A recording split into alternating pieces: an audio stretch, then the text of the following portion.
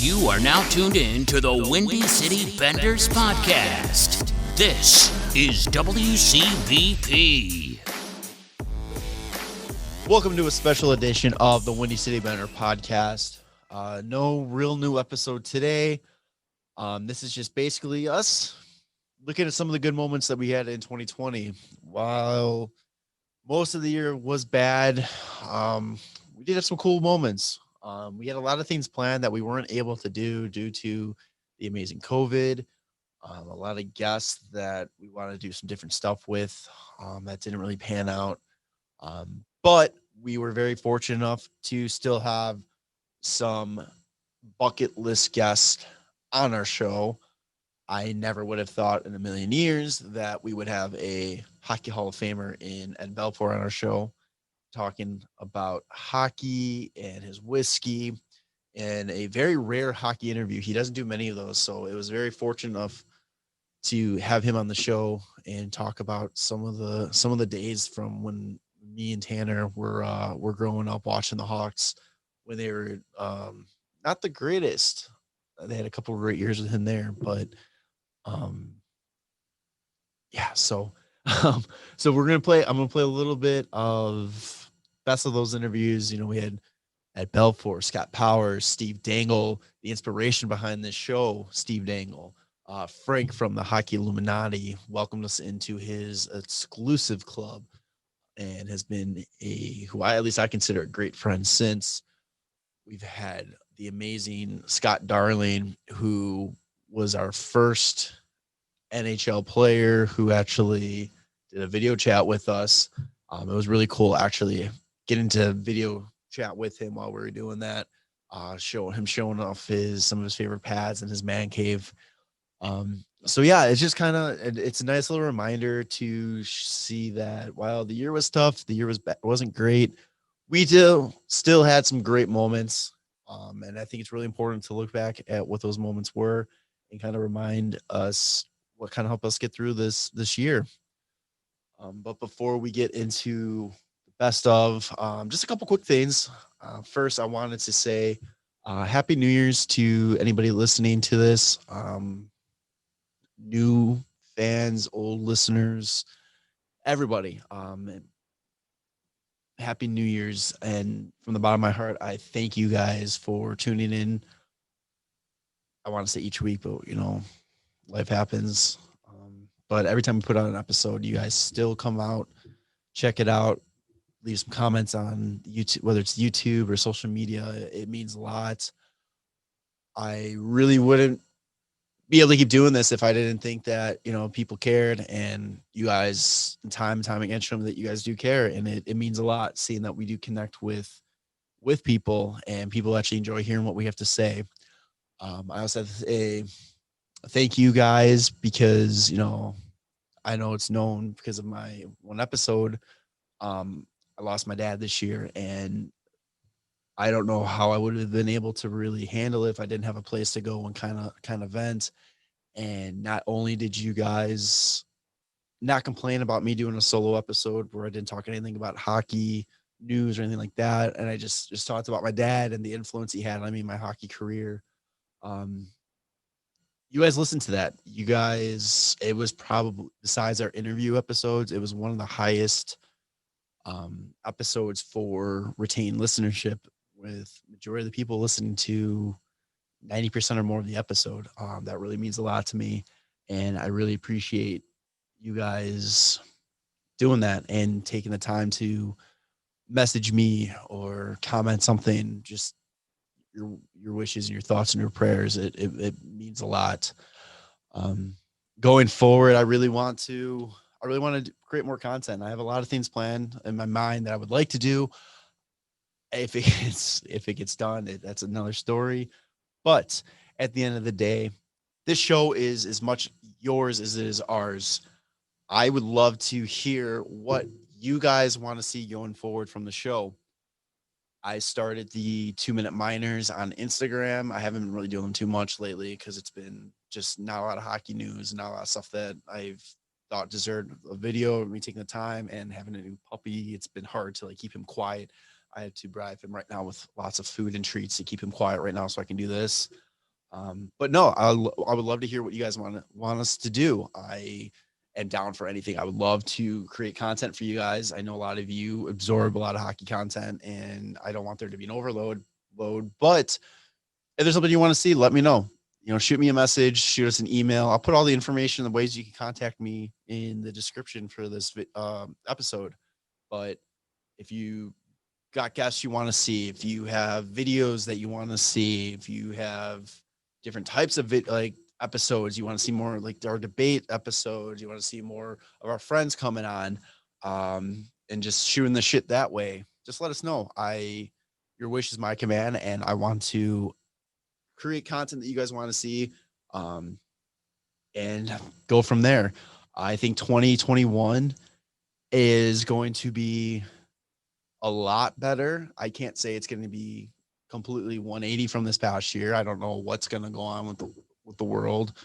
As much as I would love to get some live stuff going and in person and stuff like that, I just don't know if it's going to be realistic or not, but going to do what we can. I know Tanner had a great idea that I'm still working out the kinks, and hopefully we'll be doing a first version of what he wants to do very soon. And that's just a little teaser. I'll give you a little bit more information as it becomes reality.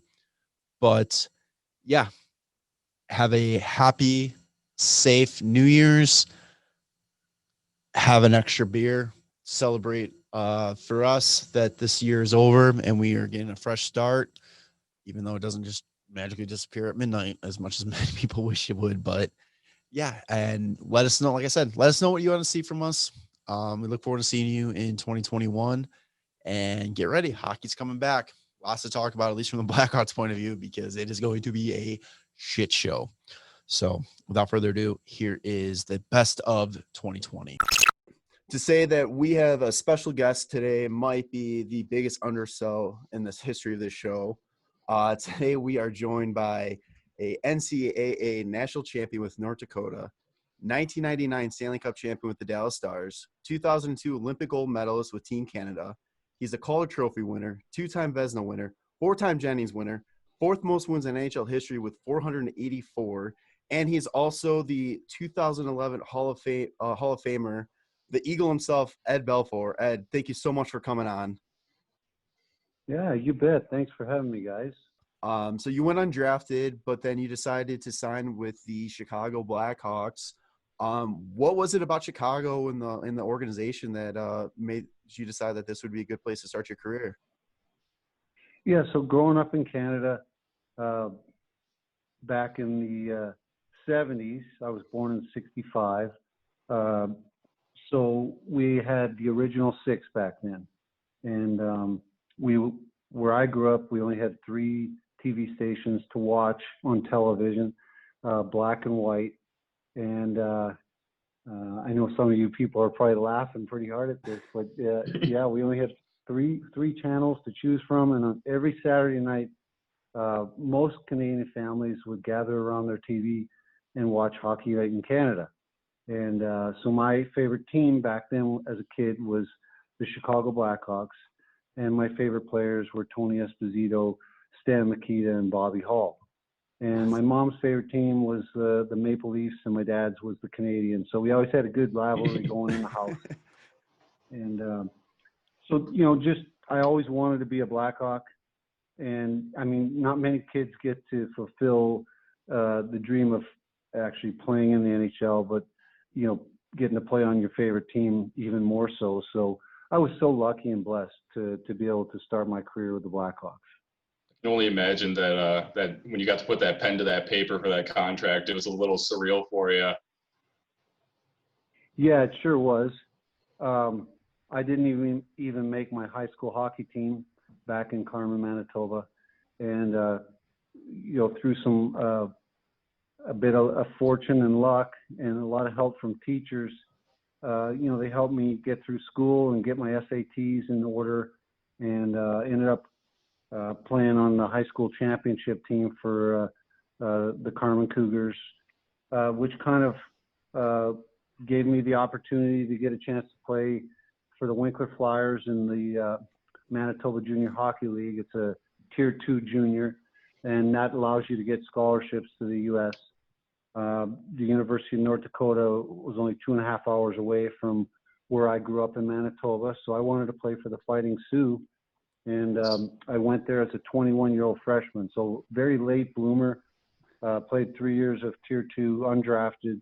Nobody really knew who I was because, in Manitoba, it wasn't scouted that much. And I don't think it was given much thought as a very competitive league, which that's not the case. It was very competitive, very tough to play in. Maybe didn't have the most skill in all of junior hockey, but it was a good place for me to start. And fortunately, the University of North Dakota offered me a scholarship, and went from Winkler to North Dakota. In 1986-87, I was part of the Fighting Sioux, and we won the NCAA championship that year. As a freshman, I played half the games and played all the playoff games. We were 40 wins, 8 losses, and they called our team the Dream Team. So I'm very proud of that fact. And I was a free agent, and that was when I got my chance to sign with the Blackhawks. So that's how it all started. That's such a great start. Like, not very many players you see get that at all, but that's amazing that you got that opportunity, and we're really glad that happened for us too. I noticed that when you finally started starting games in Chicago, in your first 4 years, you played almost like every game, to a point where it was like 74 games one season, and then like 71 and 70, and that's not something you really see much anymore with the current NHL. Like, were at any point were you just feeling completely gassed, or were you always just extremely excited to be playing the NHL and getting that opportunity to just take on every single game that you possibly can? Yeah, I was always very excited. I wanted to play every game. Came from a background of playing a lot of sports and always working out, and part of my training regimen back then was doing triathlon. So I was in really good shape. And Mike Keenan, our coach there in Chicago, and Daryl Sutter, they really pushed us. E.J. McGuire, he was a great runner. He would always do all our track workouts, and they all pushed us really hard to be in great shape. And so it went right along with my philosophy about the game, and I think it really helped me be able to play that many games. Now, mind you, playing that many games, you have to take advantage of the times for naps and rest. And I remember, getting on buses and getting on airplanes, and I'd be falling asleep in minutes. So, you had to really work at, getting your rest, proper nutrition. And there were times that I was tired, and you just learn how to get around those times and figure out, how to play your best. So you have to always be your best on the ice. And, as my career went on, I didn't play in the 70s anymore, but still played in the 60s. And, that's a lot of games. Nowadays, seems like the schedule is pretty condensed. So probably pretty tough for those guys to play that many games. They don't get as much time to rest as we did. I remember there were times between games, there was sometimes 4 days, and 4 days is a lot. Nowadays, they don't get hardly any days. Usually one and a bit. Yeah. So yeah, you mentioned playing for Mike Keenan. He's kind of got like this reputation around the league, and a lot of players have different opinions of him. How was he like when you played for him, or like what was your overall opinion of him? Well, I love Mike.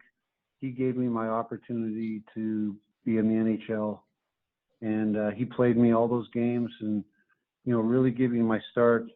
And very thankful for that. And there were some tough times, of course. Mike was a pretty tough coach, rigid, and he expected things to be a certain way. And sometimes he'd push you, and sometimes he'd push you a little hard, and I'd push back a little bit. But our goals were the same. We wanted to win every game and do whatever it takes to win. And so, I would have done anything, and I tried to do whatever I could, whatever he asked. So, we're still good friends. Always happy to see him, and always wish him the best of luck wherever he's at. Do you have any particular favorite memories from your time in Chicago? Well, I think for me is, just every time you go to the arena and get a chance to sit in the stands and look up in the rafters at all the banners, and I got to be there the night. I just so happened to be called up that few games, and that night I was there when they put Bobby Hall, Stan Mikita, Glenn Hall, and Tony Esposito's jerseys up in the rafters.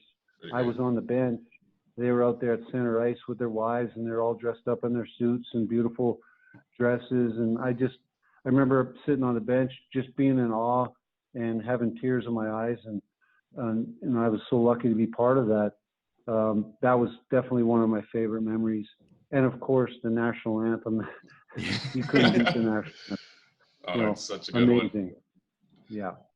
And you had Tretiak as a goalie mentor while you were in Chicago, and we know that you ended up taking the number 20 when you ended up going to San Jose. Can you just talk about how much of a mentor he was to you, and what it meant to how much it meant to you, because you ended up changing your number? Yeah. So growing up in Canada again, the Summit Series of 1972 was the first time all the NHL All-Stars played against the Red Army Russian team, which those guys had played together since they 5-6 years old. They were the best of the best, and they had played together so many tournaments and won so many world championships. This was to see who had the best hockey players in the world. And, if you remember, the Russian team was beaten Team Canada quite badly in the beginning. And, it took a lot of grit to come back, but we ended up coming back and winning that Summit Series with Paul Henderson's famous goal. But Tretiak was the goalie for the Red Army team, and he was amazing. And, he was only, I think, 19 or 20 years old at that time, but, touted as the best goalie in the world. And so, back then when us kids were playing street hockey and floor hockey and stuff, and if you were going to play goal, for me, I was going to be, Tony Esposito or Rogie Vachon. Those were my favorites. And then Vladislav Tretiak. So, even though it was back then, most people didn't like the Russians, but we respected their hockey talents because of that 72 Summit Series and all their world championships. So Tretiak being the goalie, and we just all respected him. And then when I was in the minors with the Blackhawks, I was sent to the minors playing for Team Canada, actually, my third year in the minors, and traveled around the world and got to play in different tournaments in different countries. And one of the tours was in Canada, playing against the Russian team, and Tretiak was there on that tour.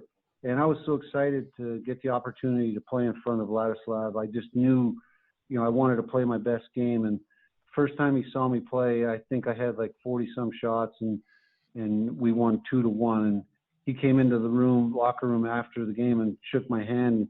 He couldn't speak very good English, but he's like, "Good game." And I was just in awe, And so were the guys in the locker room.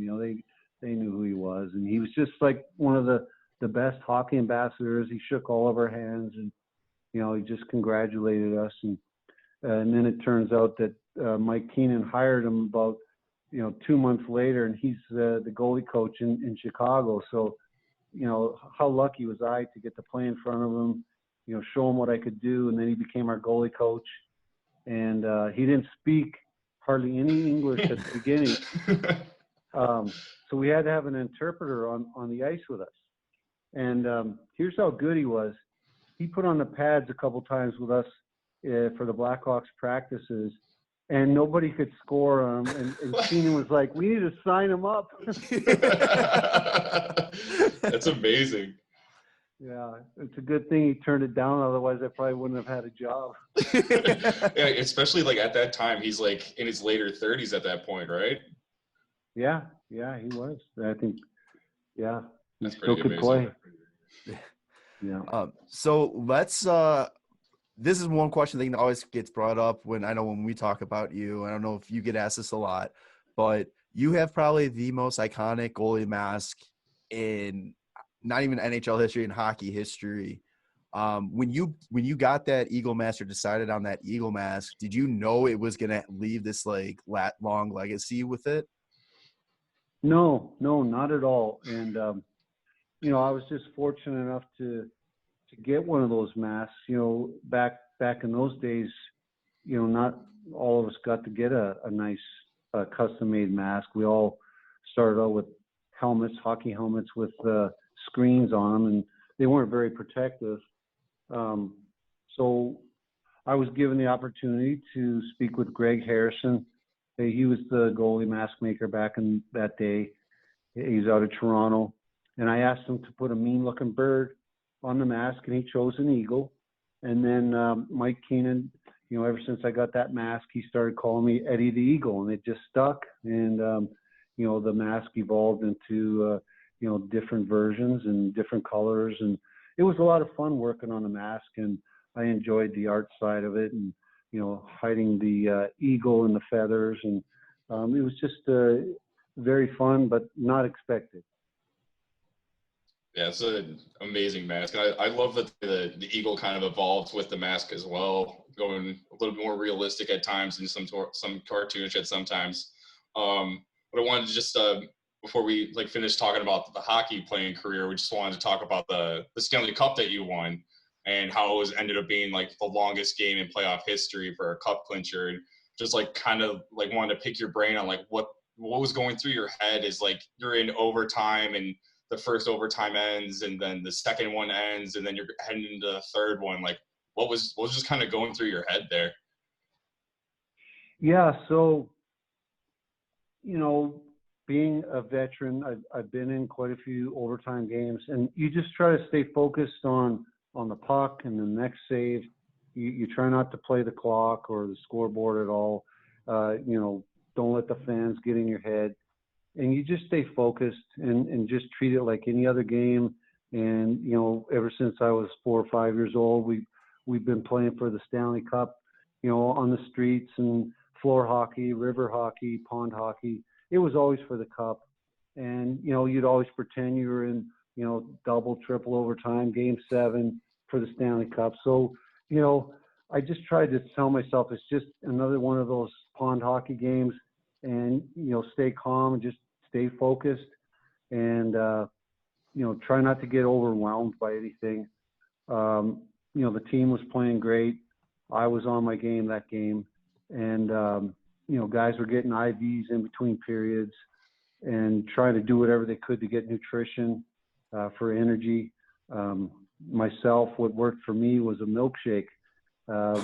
We had one of our trainers run upstairs and make me a milkshake, run back down really quickly, and I slurped that down. And you know, that's what gave me a lot of energy for that third overtime, and it came through for me. Like I felt great again. It was like I was totally rejuvenated, and I just kept focused on the puck. And that's what you got to do, is just focus on your job. Don't think about the outcome. Don't think about the Stanley Cup being in the house, and you know it's there, but you can't think about any of that. How good? It was an amazing moment, you know, when Brett scored the goal. Yeah. And you know, I was delayed in my reaction because I, you know, couldn't see for sure, and I was just, you know, didn't want to look like an idiot and skate down there and then there's no goal. So, that's pretty great. Yeah, it was amazing. A dream come true. Something I'll never forget. How good was it, that feeling when you get handed the cup and just lift it over your head? Yeah, there's only maybe one other feeling like that, and that's the birth of your children. And it's an amazing moment that you worked for since like 4 or 5 years old, played for it, in all the street hockey games, and you get handed that cup, and it's an amazing, incredible, epic moment. And I just screamed at the top of my voice, and just I think I screamed like that for a while. So and we were all doing it, and it's just those are moments and people that you'll never forget for the rest of your life. So you got Stanley Cup and having your children up there pretty high up. Well, where does like getting the call that you're elected into the Hockey Hall of Fame kind of end up on that list of excitement? Well, that's definitely exciting, but at the same time, as for me, being part of the sweater banners for my favorite players being put up in the Chicago Stadium, I honestly didn't know a lot about the Hockey Hall of Fame, but when I got the call, I was totally surprised and just honored. You don't realize what it means, or I didn't at that moment. But once I got to Toronto and I, was met at the airport, chauffeured to the Air Canada Center, and you just like, all of a sudden you're like overwhelmed. Like you didn't realize like how big of a weekend this was and is. And just because I'd never been part of any kind of Hockey Hall of Fame event before, I never saw one on TV. I knew how important it was to players, but I just did not realize, the grand weekend that they put on for all the guys being inducted and girls being inducted, and the former players that show up for it. And it's just like an amazing weekend the Hockey Hall of Fame and the NHL put on together, and so much fun. You get to meet a lot of the players that you grew up watching that you didn't meet, and you get to shake their hands and be a part of the group. And I mean, just like I said, a little bit overwhelming. And then you get up and you got to say your speech. And I had a speech all written out ahead of time, and it probably would have lasted about 25 minutes, maybe 30 minutes even, up there talking.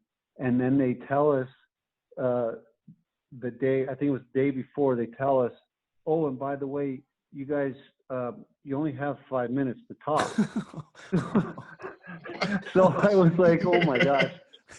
I had this whole big speech written, and I had to shorten it down to 5 minutes. So there were a lot of people that I wanted to thank that I didn't, and that was kind of a shame. You don't expect that part, but when it comes to TV and stuff, I get it.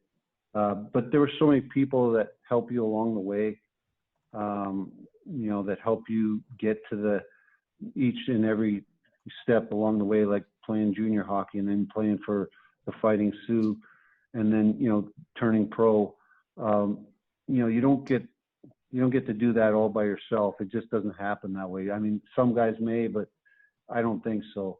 I thank all those people, and having my name be one of the first ballots. I think at the time there was only 20 some players that were first balloters, and that's even another huge honor.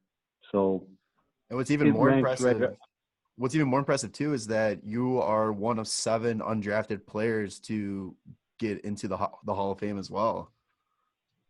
Wow, I didn't know that one.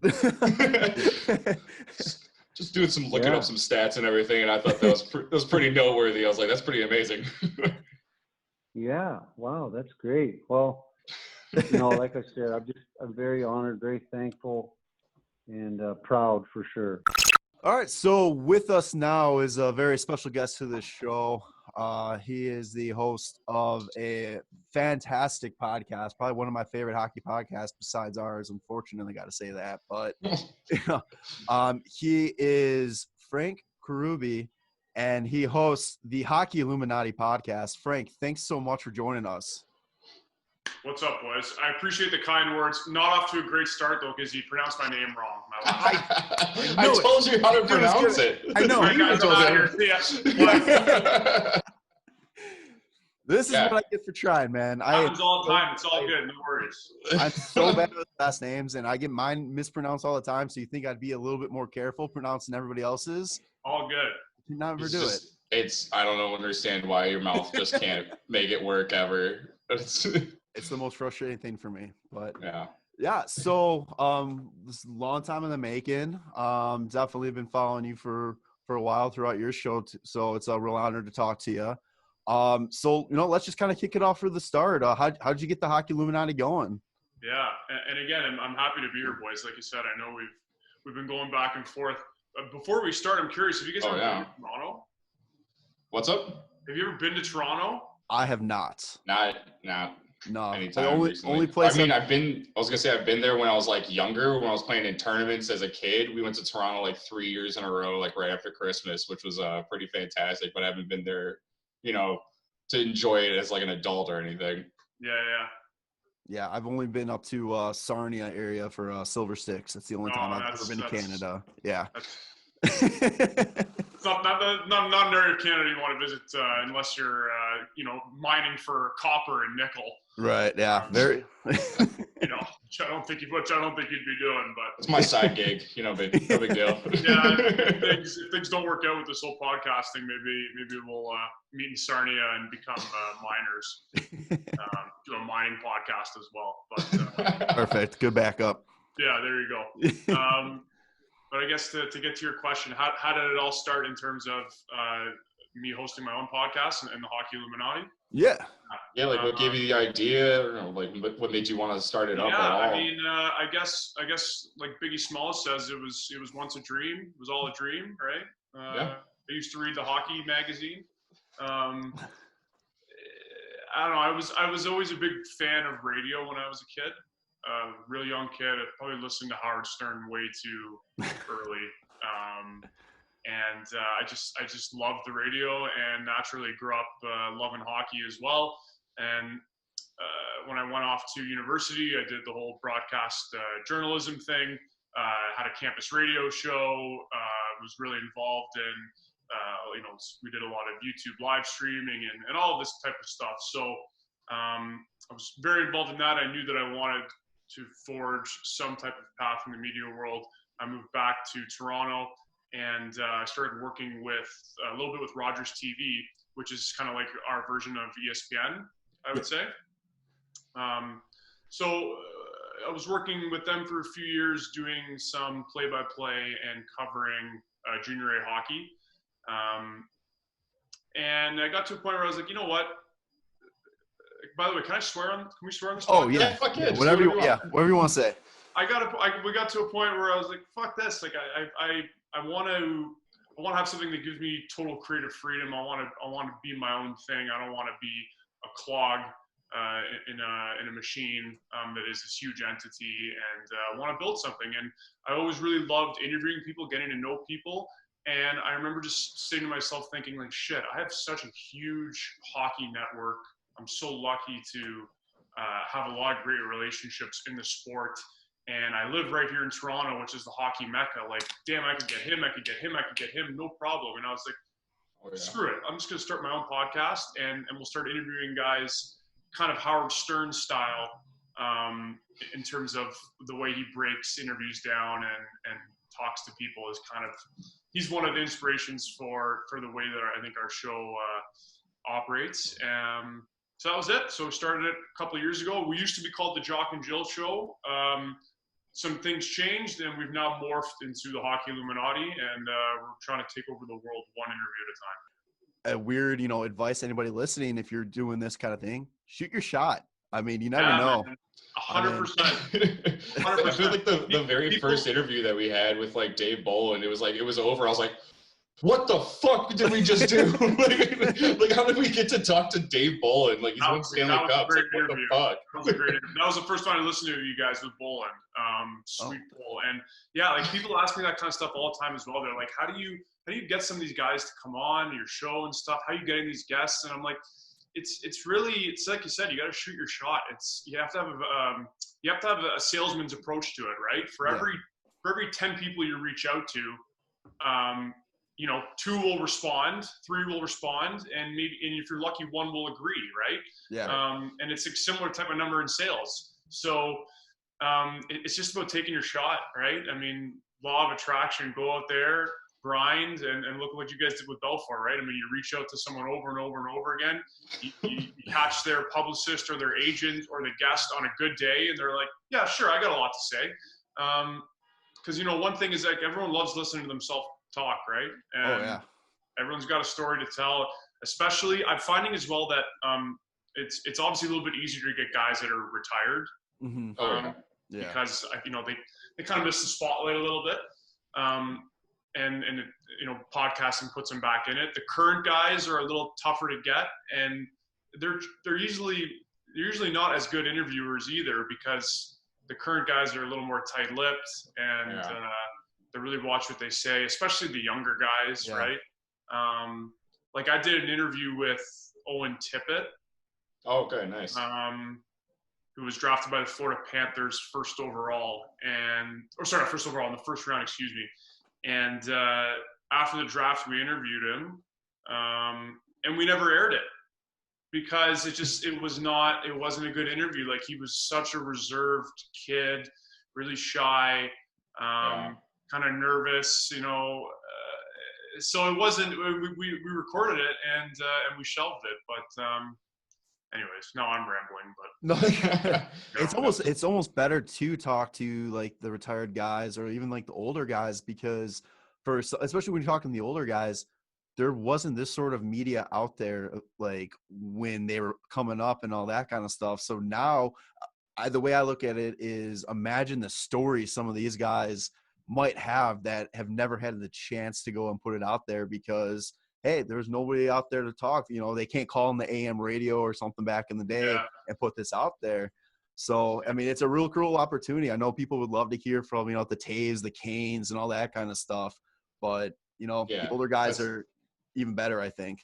Yeah, I was going to say that's also the issue, is that everybody wants to also hear from, like, all the superstar players. So that's why it's so much harder to get any of them to come on, because it's like, everybody's always reaching out to them. They're probably getting pulled every which way. And you get some of the older retired guys that are more than happy to tell their stories now with not much going on, like with that, any hockey career or anything either. Yeah. So.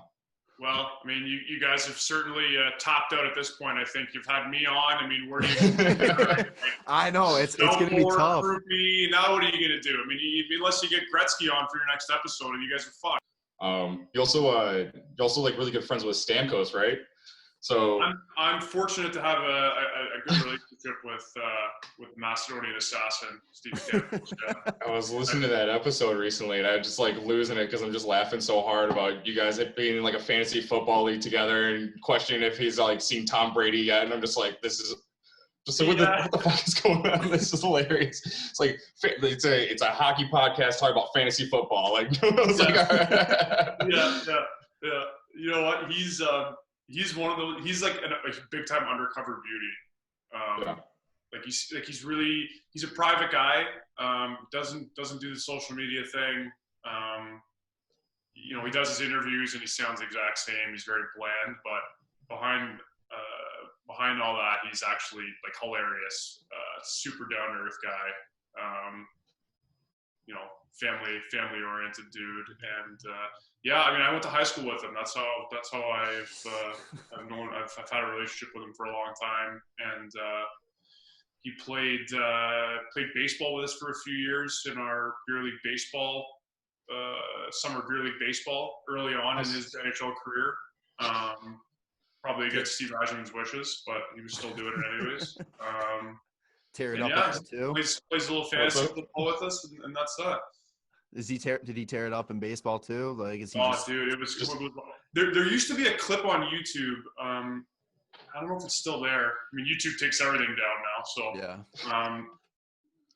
Like Nike came out, and this was like right when he had signed with Nike, and like some guys from Nike came out and filmed a little 5-minute documentary on like him playing in this beer league baseball in the summertime, and he was nasty, man. He would crush jacks and like steal. It was so funny to watch him steal bases because he's like 10 times faster than everybody, right? Jesus. So he would steal bases, and guys would get pissed. And I remember like he would be laying out for balls in the field. Like he'd be making diving plays, and we're going like, shit, man. Like this guy's like he's got no threshold. Like he's making diving plays. Like I'd pop my shoulder out if I did what he's trying to do. And he's laying out for the boys on a Tuesday night, in our beer league. So his hockey career by just doing all that shit too. It's just like yeah. Who cares? These professional athletes are just absolute freaks of nature. It's just what they are able to do is just not even fair. It's hilarious when people think that they're like, yeah, I can probably do that if I like tried hard enough. And it's like, you have no idea. There's no way. Actually, it's funny. Mike Smith, the goaltender, played on that baseball team with us for a year. Oh, no shit. Because him and Stammer were really tight. They still are, but when they were in Tampa together, they were really tight. Okay. And Mike Smith has a house in the Toronto area, off-season home, and he came and played with us one night. We needed guys, and he was like, "You guys got a spot for me?" We're like, "Hell yeah!" And he literally the most jacked human being I've ever seen in my life. Oh my god! Like 2% body fat, totally shredded, 6'6", lean, like just the perfect goaltender's body. And he still flops on the ice. Yeah. Jesus. Hey, whatever it takes. Sorry, still a little salty about him taking Shaw out for a couple games in the playoffs that one year. And what was it, 2011 or 2012? Oh, okay. Yeah. I remember 2012, I think. Yeah, but yeah, that was. So no opinions on Mike Smith. Yeah. You guys probably won the cup that year anyway, so it doesn't matter. Gotta ask, are you a full-time goalie, or did you play forward a little bit too, switch back, or what's the story? Because I don't understand the appeal of all these goalies coming on our show. Tanner's a goalie. Are you? Okay. Yeah. Oh yeah. All right. Well, I mean, here's the thing, right? Like goaltenders are the smartest people in hockey, right? Exactly. Very debatable. You see everything from a different angle, you know. You can pick up on everybody's little like hitches and stuff like that. They don't even know it. Yeah, you have a lot of goalies that go into broadcasting, and Kelly Rudy, Glenn Healy, Darren Pang, and there's a lot of tenders that do that because I mean they can speak very intelligently on the game. But I mean, for me, it's funny. Like obviously in Canada, we're hockey crazed here. It's an illness, and a lot of people start playing super young. I didn't start playing until I was like probably 10 or 11, which is super late in Canada to start playing hockey. And I started playing as a forward in house league. It wasn't very good. It's kind of a funny story actually. My dad was coaching my house league team. And I remember before a game, we're getting ready to go out. We're 10, 11 years old, so the goaltender's lying on his stomach while one of the parents is putting his pads on, right? Oh, yeah. Some kid steps on his finger with his skate. Oh, no. Cuts his finger really bad. They got to rush the kid to the hospital. So he leaves his goalie equipment behind, and they're like, well, who's going to go in net? We got to throw someone in net now. And no one wanted to go in net. My dad was a coach. He's like, Frank, you got to go in. Like, he pretty much forced me into the net. We ended up winning 11-0 that game. I'll never forget it. Jesus. Yeah. And I was like, damn. I was like, this is the easiest thing in the world. Like, we can just get a shutout every game. There's no problem. Oh my God. Yeah. That's amazing. Yeah. And then I started playing. I realized the equipment is really, really badass. I think that's the reason why a lot of goalies start playing is it's not because they want to stand in front of pucks, right? It's because the equipment is really cool. So yeah, where can everybody find like all the info about your show, like social and all that kind of stuff? Yeah, so our main platforms are Instagram, Spotify, iTunes, Google Play. We're on all of those. We don't really use Twitter or Facebook. Yeah. So it's hard. It's hard to remember everything. Yeah, I'm trying to think of all the platforms I don't like to use. Yeah. But it should be. But anyways, yeah, you can find us. You can find us on any podcast aggregator and on Instagram. Just our name, Hockey Illuminati. Or open up your window and just shout Hockey Illuminati, and we'll just appear. Yeah. So an owl just comes and lands on your wrist. Exactly. Yeah, with a little MP3 player, you can play, and you have our most recent episode. Yeah. There you go. Awesome. Well, Frank, thank you so much, and we'll see you in the future, man. Absolutely. Yeah. Sweet boys. I appreciate you having me on. Cheers. All right, so today we're joined by a very special guest. He is the senior writer for The Athletic, covering the Chicago Blackhawks, and one of the co-hosts of the Laz and Powers podcast. Joining the show today is Scott Powers. Scott, how are you doing today? Good. How you guys doing? Doing real good. Real good. Yeah, so let's get right into it.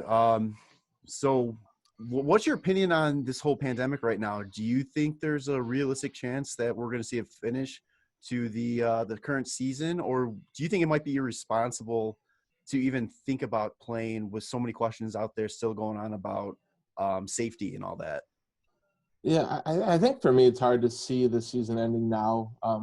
Things are moving so quickly, and especially I know just being in Chicago, just seeing the rise in cases and the amount of deaths, and it's hard to foresee it. And I don't know. There's so many questions to be answered, and I know the league commissioners and all those people are trying to play out different scenarios and prepare for different things. And I think that's all in their right to kind of be prepared for what's next. But I guess while we're still in the midst of this, and leaving our house with things on our faces, and social distancing, and just even going to stores now, just being afraid of other people, it's hard to see how this comes back anytime soon.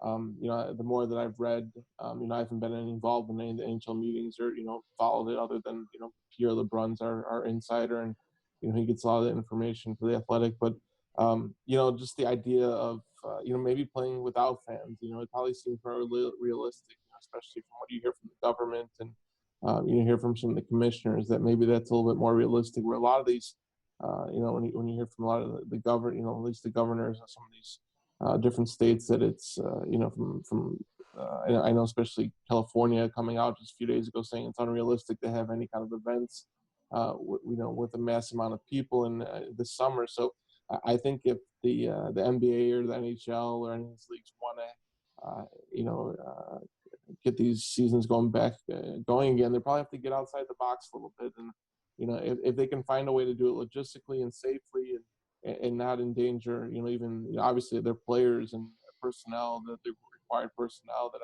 I think could be welcomed. I think people would find it a welcome distraction to be able to watch sporting events again, even if it was done without fans. But right now it's hard to say.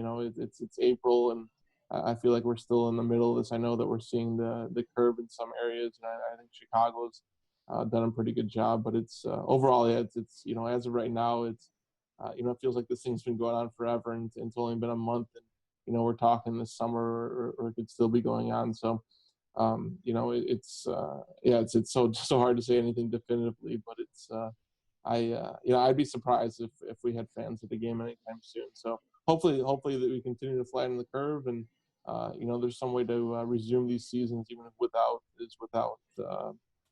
fans, because I think all of us are craving something to do. Definitely. Absolutely. I know that we were talking about some certain scenarios, and one of those scenarios, I think they were talking about maybe playing at like a neutral site, and where like they were talking about not doing fans or anything like that. Do you think that if they were to maybe move in that direction, would you like to see like the rest of the regular season played out, or would you be more in favor of like going straight into like a playoff kind of format and finish that season that way, and hopefully not hinder any kind of chance of having a full season next year? Yeah, I think there are a lot of, I was talking to somebody from the league just a couple of days ago who deals in a lot of skill development, and there's so many things the league needs to figure out, because even now you got guys off the ice for about a month, and they're going to be off the ice for many months. And off seasons have changed so much where players are skating or taking 2 or 3 weeks off the ice, then getting back on. So all of a sudden you take them off the ice for multiple months. How long do you need to get them back on the ice? And even now they're training, and maybe if they're if they're rich enough, they live in a nice condo building or somewhere that has a gym that has anything that's anywhere near NHL level of fitness. So you got probably guys on entry level deals who don't have access to gyms, and somebody told me that they were trying to order dumbbells and all these things, and just because they didn't have it in their home, and now these things are all sold out or they're pushed back. So I think there's people who are trying to train and don't have the capability. So I think the league has to worry about doing all this too quickly and then endangering your players' safety. I mean, if you're already condensing schedules and then you're jumping in the playoffs and it's this physical hockey and these people aren't at the physical, the fitness level they're used to, I think you're going to see a lot of injuries. And then the other worry is that if you start next season too soon and condense that too, someone said it's almost better if you're knocked out of the playoffs now and you get a longer off season to prepare, because next season is going to be probably a bit of a shit show too. If you're, if you're condensing everything and moving everything up forward. So I know that the playoffs are important to the league and it's a huge cash revenue. And so maybe that's the priority where I know they want to get in the full, 2021 season too. So I'm curious if at some point they need to kind of decide what the priority is and where, what makes the most sense to, one, to make money, but two, also let's not kill our own players, Exactly. So then another idea that was floated on there, that if they would start right with the playoffs, they might do like an expanded playoff, like a 24 team. Do you think that would be something that benefits, the Hawks to kind of get some of these guys that haven't had that playoff experience yet? Or do you think that this would just be like one of those total, like, don't take this into account for anything, just kind of just go out there and play and, hope for the best? Yeah, I mean, if the Blackhawks can get in the playoffs, I'm sure they'd love it. Even if they're not the winner of the Stanley Cup, I think that experience is huge. I think for the organization, if they can say they got into the playoffs this year, I think that would be, something they can probably be proud of, considering that they're probably headed, towards the third year not making the playoffs. So I think, and you never know. It's still hockey, right? Like, it's just, Corey Crawford stands on his head. Kane comes back, at a higher fitness level than some other guys, and if he's scoring goals, and it feels like a different game almost. It's there might be some a little bit more disparity between players depending how much they trained and what level they come back at, and if you got guys coming back healthy or whatnot, it feels like it's going to be a whole new season just based on how much time off is going to be between when the season was put on pause and when it starts again. So. I think for the Blackhawks, if you can get in the playoffs, they'd love it. Whether that's fair to the rest of the league, you probably have to ask the rest of the league. I'm sure the Blackhawks and their fans would embrace that. So, I think it's an interesting scenario because the Blackhawks probably weren't going to make the playoffs based on numbers, but there are certainly teams that were closer to that bubble that would be a lot more pissed off if they just kept it to 16 because. Teams that were, in the playoffs now, but not by points percentage and probably get bumped out will probably have a little bit of a, stronger argument than the Blackhawks. Yeah, we would really hope, we'd love to see the Hawks in the playoffs sooner rather than later. But, I think right now it's all about like a safety thing for everybody.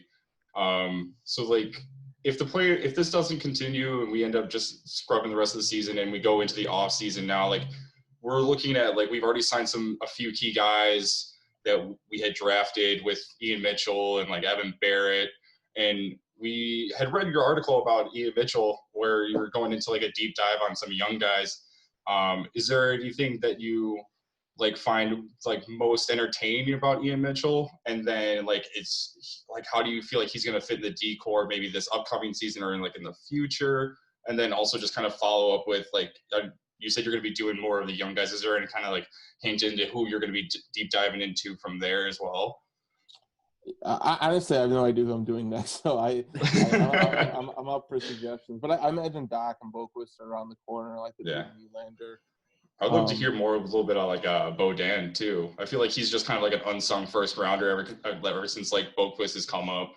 Yeah, we actually we have a story coming out, I think tomorrow, or I'm not sure, either tomorrow or the weekend or next week, but we tracked some Rockford games and did some tracking data that kind of breaks down a little bit about Bodan and Hagel and some of those guys. But we tracked, I think, 3 games, and Corey, who does a shutdown line on Twitter, and he tracks a lot of data for us. So he helped me with this story where we kind of broke down some of the zone entries and exits and offensive zone stats, just to kind of take a deeper dive into Rockford and stuff that we usually don't do with the AHL. So it was a little bit fascinating. He did a lot of the heavy work, and I went back and kind of gave my eye test of the games and looked at McKenzie and Twistle and some of those guys. So hopefully it's for the people who are kind of nerds about this stuff, it's I think it was a little bit different look at maybe some of the Blackhawks prospects. So we'll have that running the next few days. But with Mitchell, it's a lot of it is just his skating ability and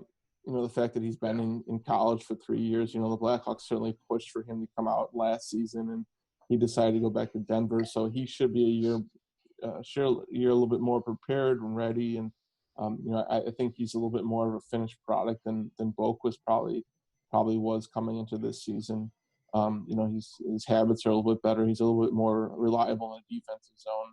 Boquist's offensive upside is obviously higher, but I think Mitchell has a chance. A lot of it's gonna be numbers games for the Blackhawks, and where what level Seabrook comes back at, and I would imagine it takes Mitchell to kind of some time to still get his feet wet turning pro, and maybe he starts off in Rockford or but I think they'll give him a nice look and give him a chance to make the team. But again, it's about numbers and what the Blackhawks do this offseason. But you got a lot of defensemen coming back, and now maybe Lucas Carlson puts himself in the mix, and they got some younger guys they certainly like, and then they got some veterans coming back. I thought Olimata, especially the second half of the season, played a lot better, and they got to decide if they're going to re-sign Slater Cuckoo, because at least when you look at analytically, Cuckoo was one of the better defensemen down the stretch. And so I think there's some positive signs of that defense getting better.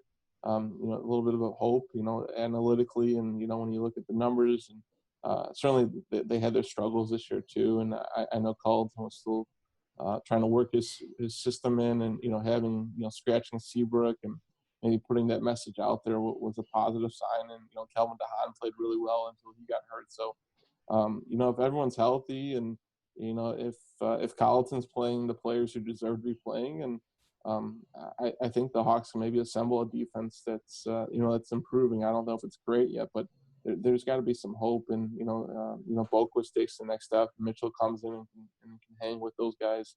I think there's certainly a little bit more optimism than there has been the last few seasons. Yeah, definitely. I know it just always – it's crazy that, after winning all those cups based on our defense, and that's now like the Achilles heel of this team, it's nice seeing that these younger guys are getting, the looks and the opportunity to come up and, try to help right the shifts to, have a set up for the next 5, 6, 7 years on the back end. But another kind of question up there now is kind of back in the goaltending.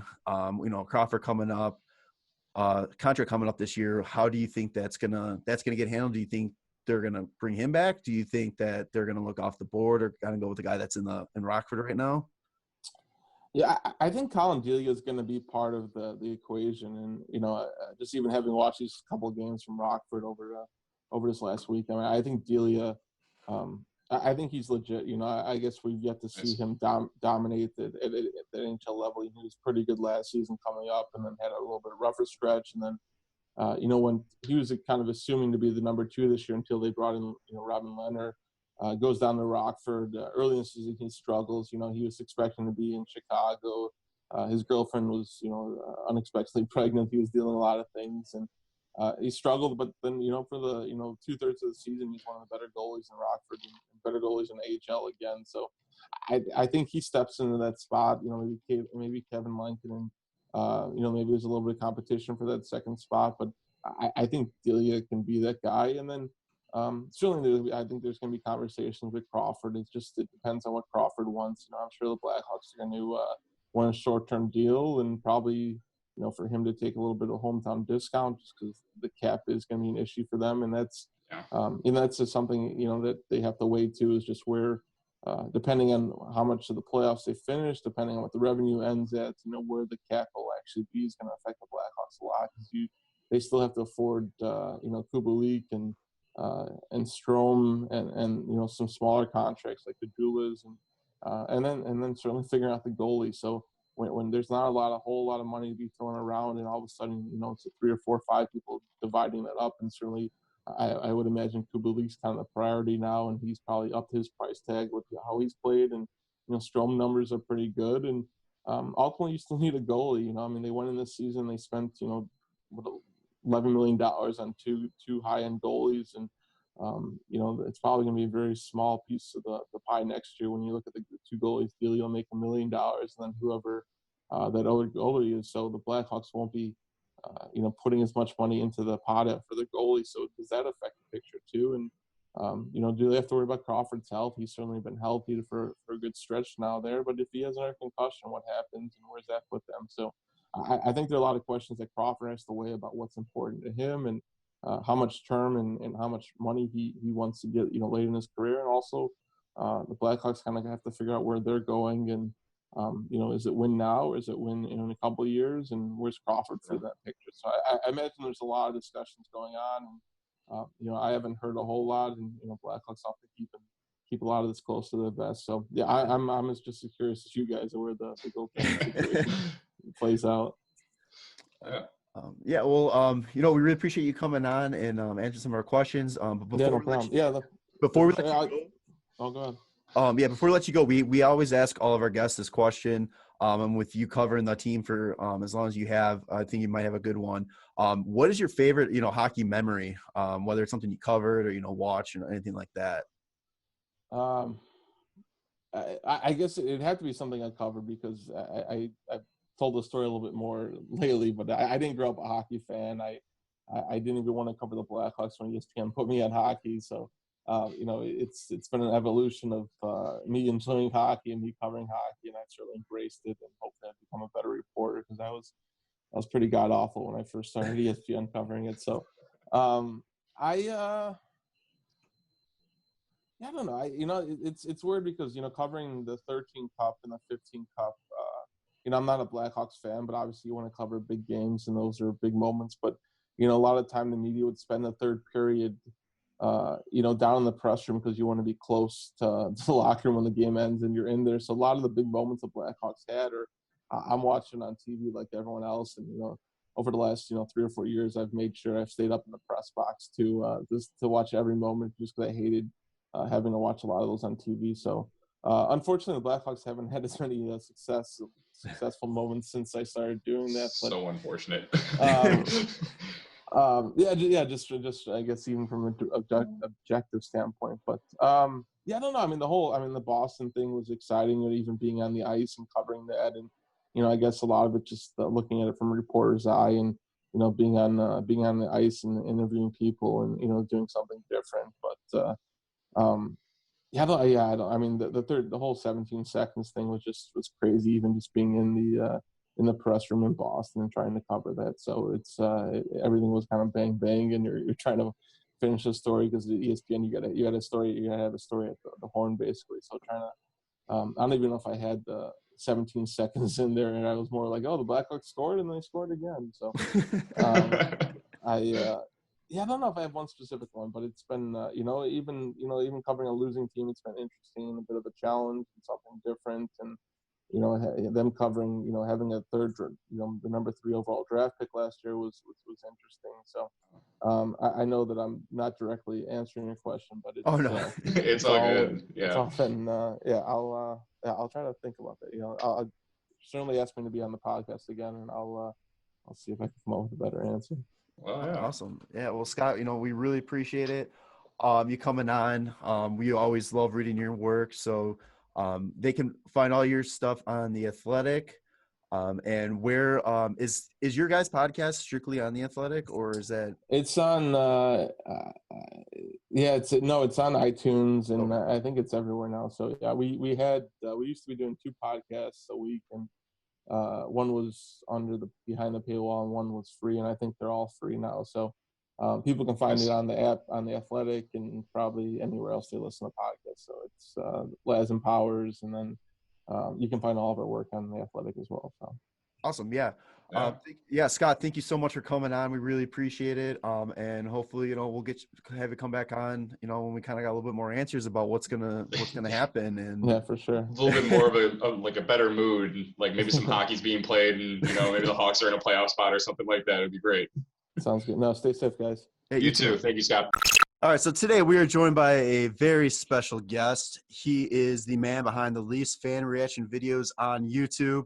He is the host of the Steve Dangle podcast, and he is the author of This Team Has Ruined My Life, But I Love Them. Please welcome to the show, Steve Dangle. Hi. Hey, great. As great as you can be. Yeah. Right? I'm feeling I'm all right. It's a weird time. I'm not talking about any new hockey games, which is a bummer when you talk about hockey for a living, but I'm also probably busier than I was when there were games. So it's a weird time, but I'm happy and my dogs are well walked. So what made you fall in love with the Leafs? We tried to trace that when I wrote the book. Sorry, I got chocolate chip cookie all over my face.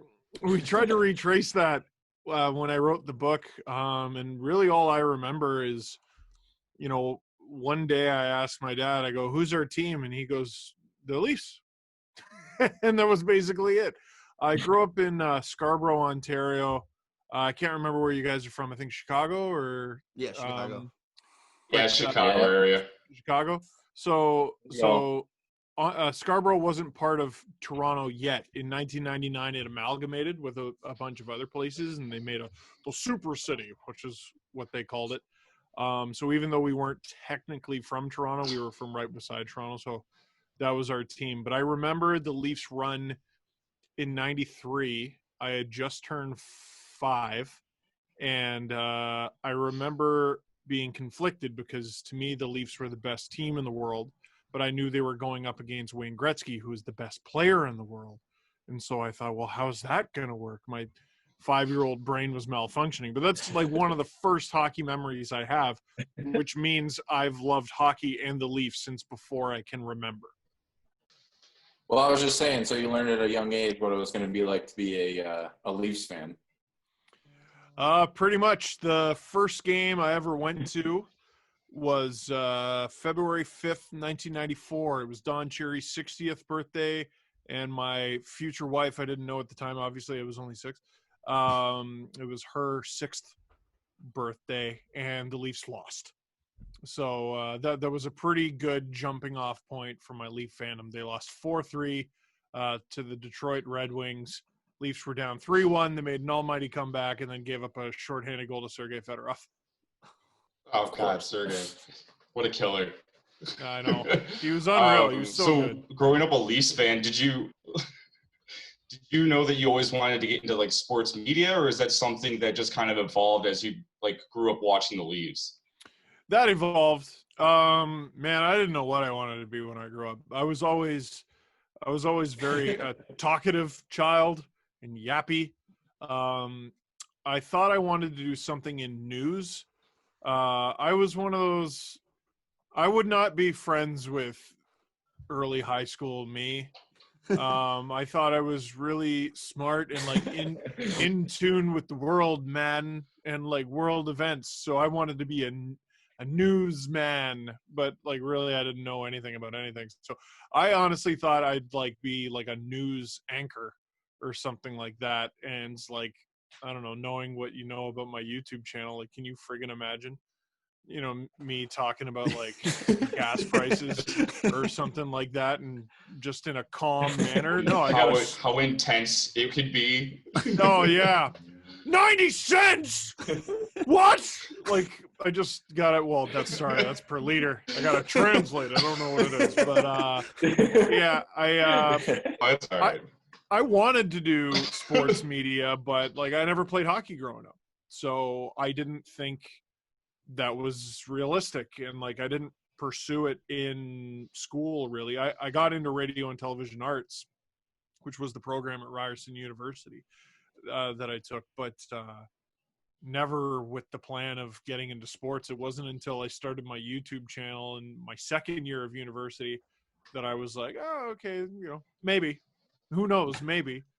And even then, like talking about hockey and just talking about hockey wasn't my full-time gig until 2015. And I started my YouTube channel in 2007. So it took like 8 years.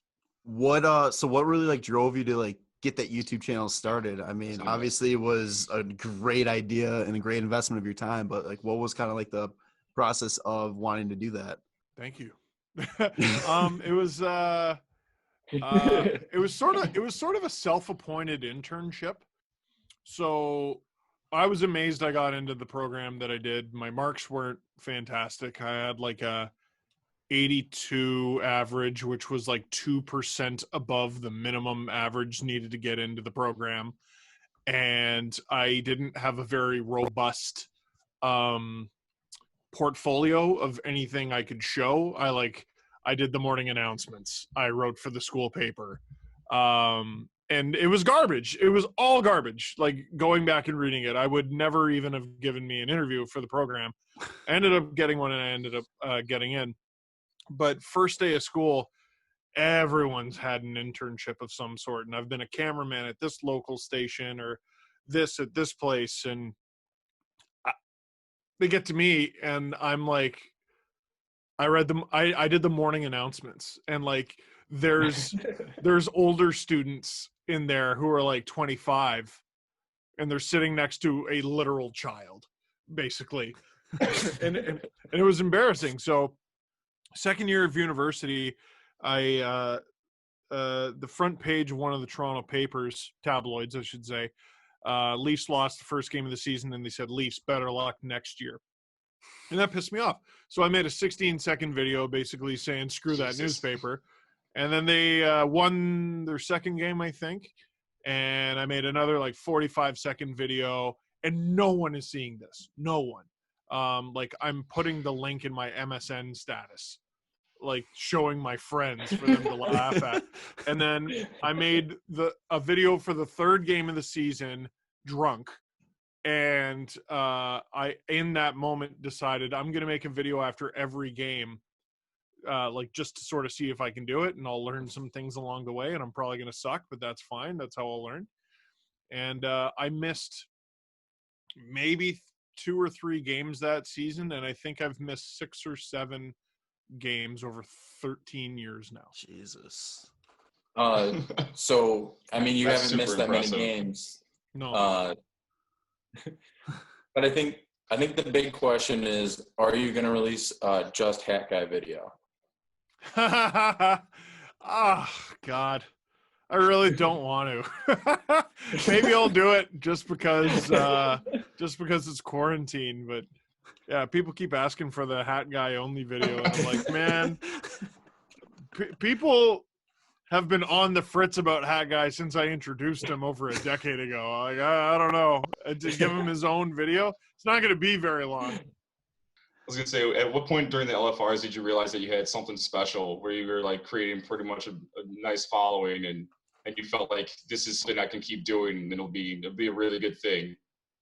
Yeah, this is the trap, right? So YouTube is the thing now, and it's what kids want to be. They want to be Twitch streamers and they want to be YouTubers. If you go into any elementary school, it's not I want to be Brad Pitt or Leonardo DiCaprio or I want to be this movie star anymore. It's none of that. You know, maybe you want to be in the 46th Avengers, but I made it in my head a million times. So I got on like the YouTube Canada featured page, which was a thing back then, sort of before trending, and I was like, oh, I made it. And I had I gained like 250 subscribers, which brought me to like 255. And, I was like, oh, I'm going to forget all my friends. I'm going to forget everybody.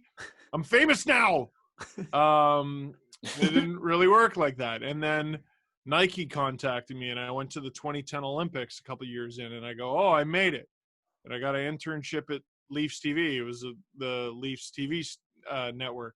Oh, I made it. And then I got, let go from Nike, and I got let go from Leafs TV. And then I started to work at CBC, the Canadian Broadcast Corporation. And I'm like, oh, I made it. And I got laid off from there. And, it's made it is relative. It's relative to your expectations. So I made it over and over again by achieving my goals. And then what they don't tell you about making it is you can lose made it. And I lost made it a bunch of times. So made it is a trap. Don't fall into made it. Just make good stuff and try to make people happy with the stuff you make. So you also, from the YouTube, you turned to the podcast world. Was there any concerns about making that transition to the podcast, or were you kind of like set, like, I got this following on YouTube.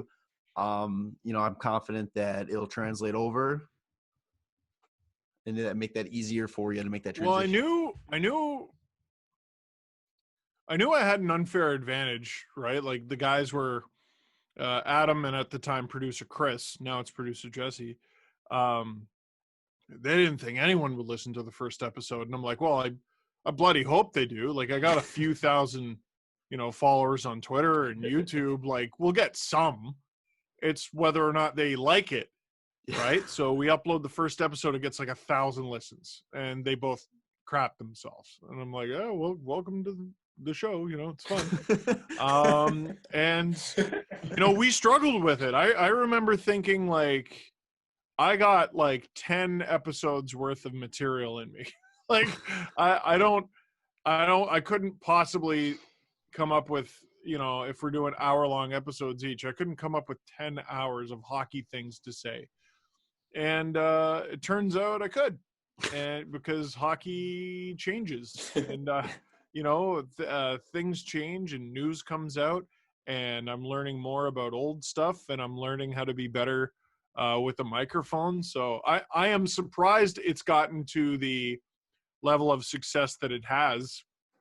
At no point did I think Michael Bublé would be saying he watches my stuff, which is a silly thing that happened this week.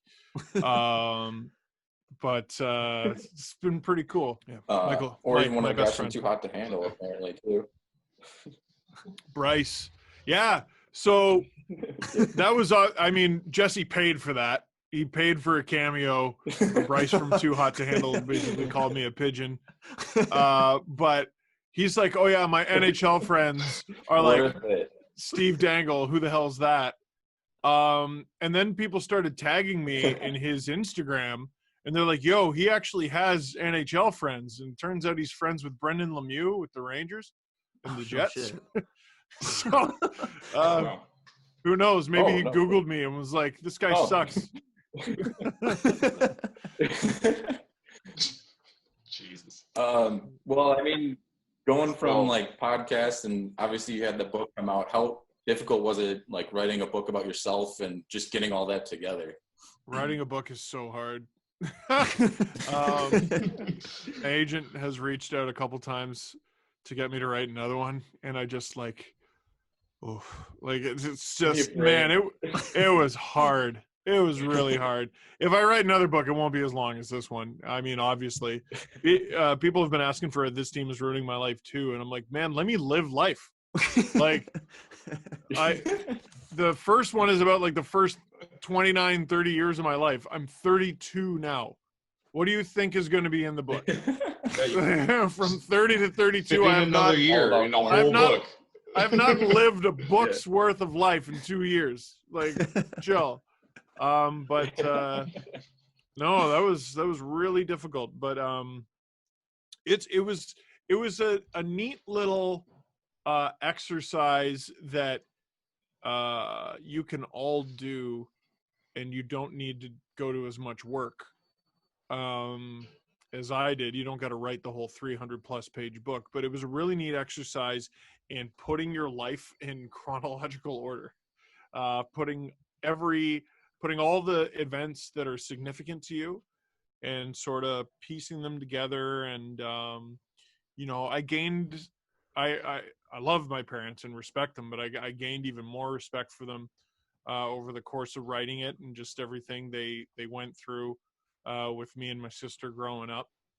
And I realized how often, as a younger person, I thought I was right and people were being unfair to me, and how often those people were correct and I was wrong and stupid.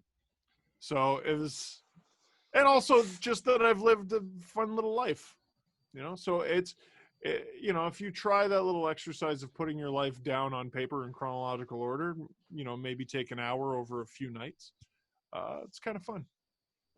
Let's say they start making a movie after the book. Who's gonna play you in the movie? Well, according to Twitter, every white actor with brown hair. So it could be, I don't know. Bradley Cooper was the most complimentary one I got. I've also gotten Russell Crowe and Mel Gibson. I hope not. Hopefully with fewer arrests. And how about Charlie Kelly? Who's gonna play me? Oh, well, the one. Well, yeah, Charlie Day. Like we're not the Charlie same Day. Body type, but if I think if they maybe get Charlie Day to voice over Seth Rogen as a body double, we got it. We got the movie. There you go. Not too bad. So yeah, have you been able to kind of just take a step back? You mentioned, you're only 32. Have you been able to take a step back and really appreciate everything that you've already accomplished and all the experiences that you've had at this point at such an early age in your life? No. There we go. Yeah, no, it's like I said, you don't want to get caught up in the trap of I made it. You don't want to get complacent, because that's not how you make good stuff, and that's not how you continue to make it. And also, it's a little, when you do this, and for as long as I have, I find it's best not to think about it too hard, because if you start thinking about, I got 150,000 Twitter followers. If you start thinking about it too hard, you'll never tweet again, which is probably for the best. But if you try to picture 150,000 people, I would never get up on stage and talk in front of 150,000 people. That's psychotic. What? And my videos before the season ended were getting 40 to 50,000 views a game. What? I would crap my pants. And live TV I've had to do a few times.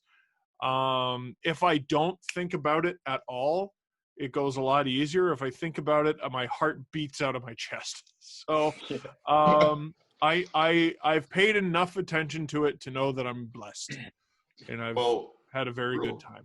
Quick question then. Let's say the Leafs win the cup, they do a parade, they want you on stage as well to just announce the players or something like that. You think you'll be able to do it? Oh, buddy. Okay, first of all, I'm going to be, depending on the time of the morning, I'm going to be at least 3 or 4 deep. It's not going to, I'll be Bruce Buffer. I press mute. Hyman! I'm going to pick Zach Hyman up, and I'm going to hug it. I'm going to pick Freddie Gauthier up. I'm going to only pick up the heaviest players. I'm going to throw my back out, but I'm not going to feel it till the next day. Yes, I would do that. Would you accidentally call out James Reimer? Yes, but on purpose. All right.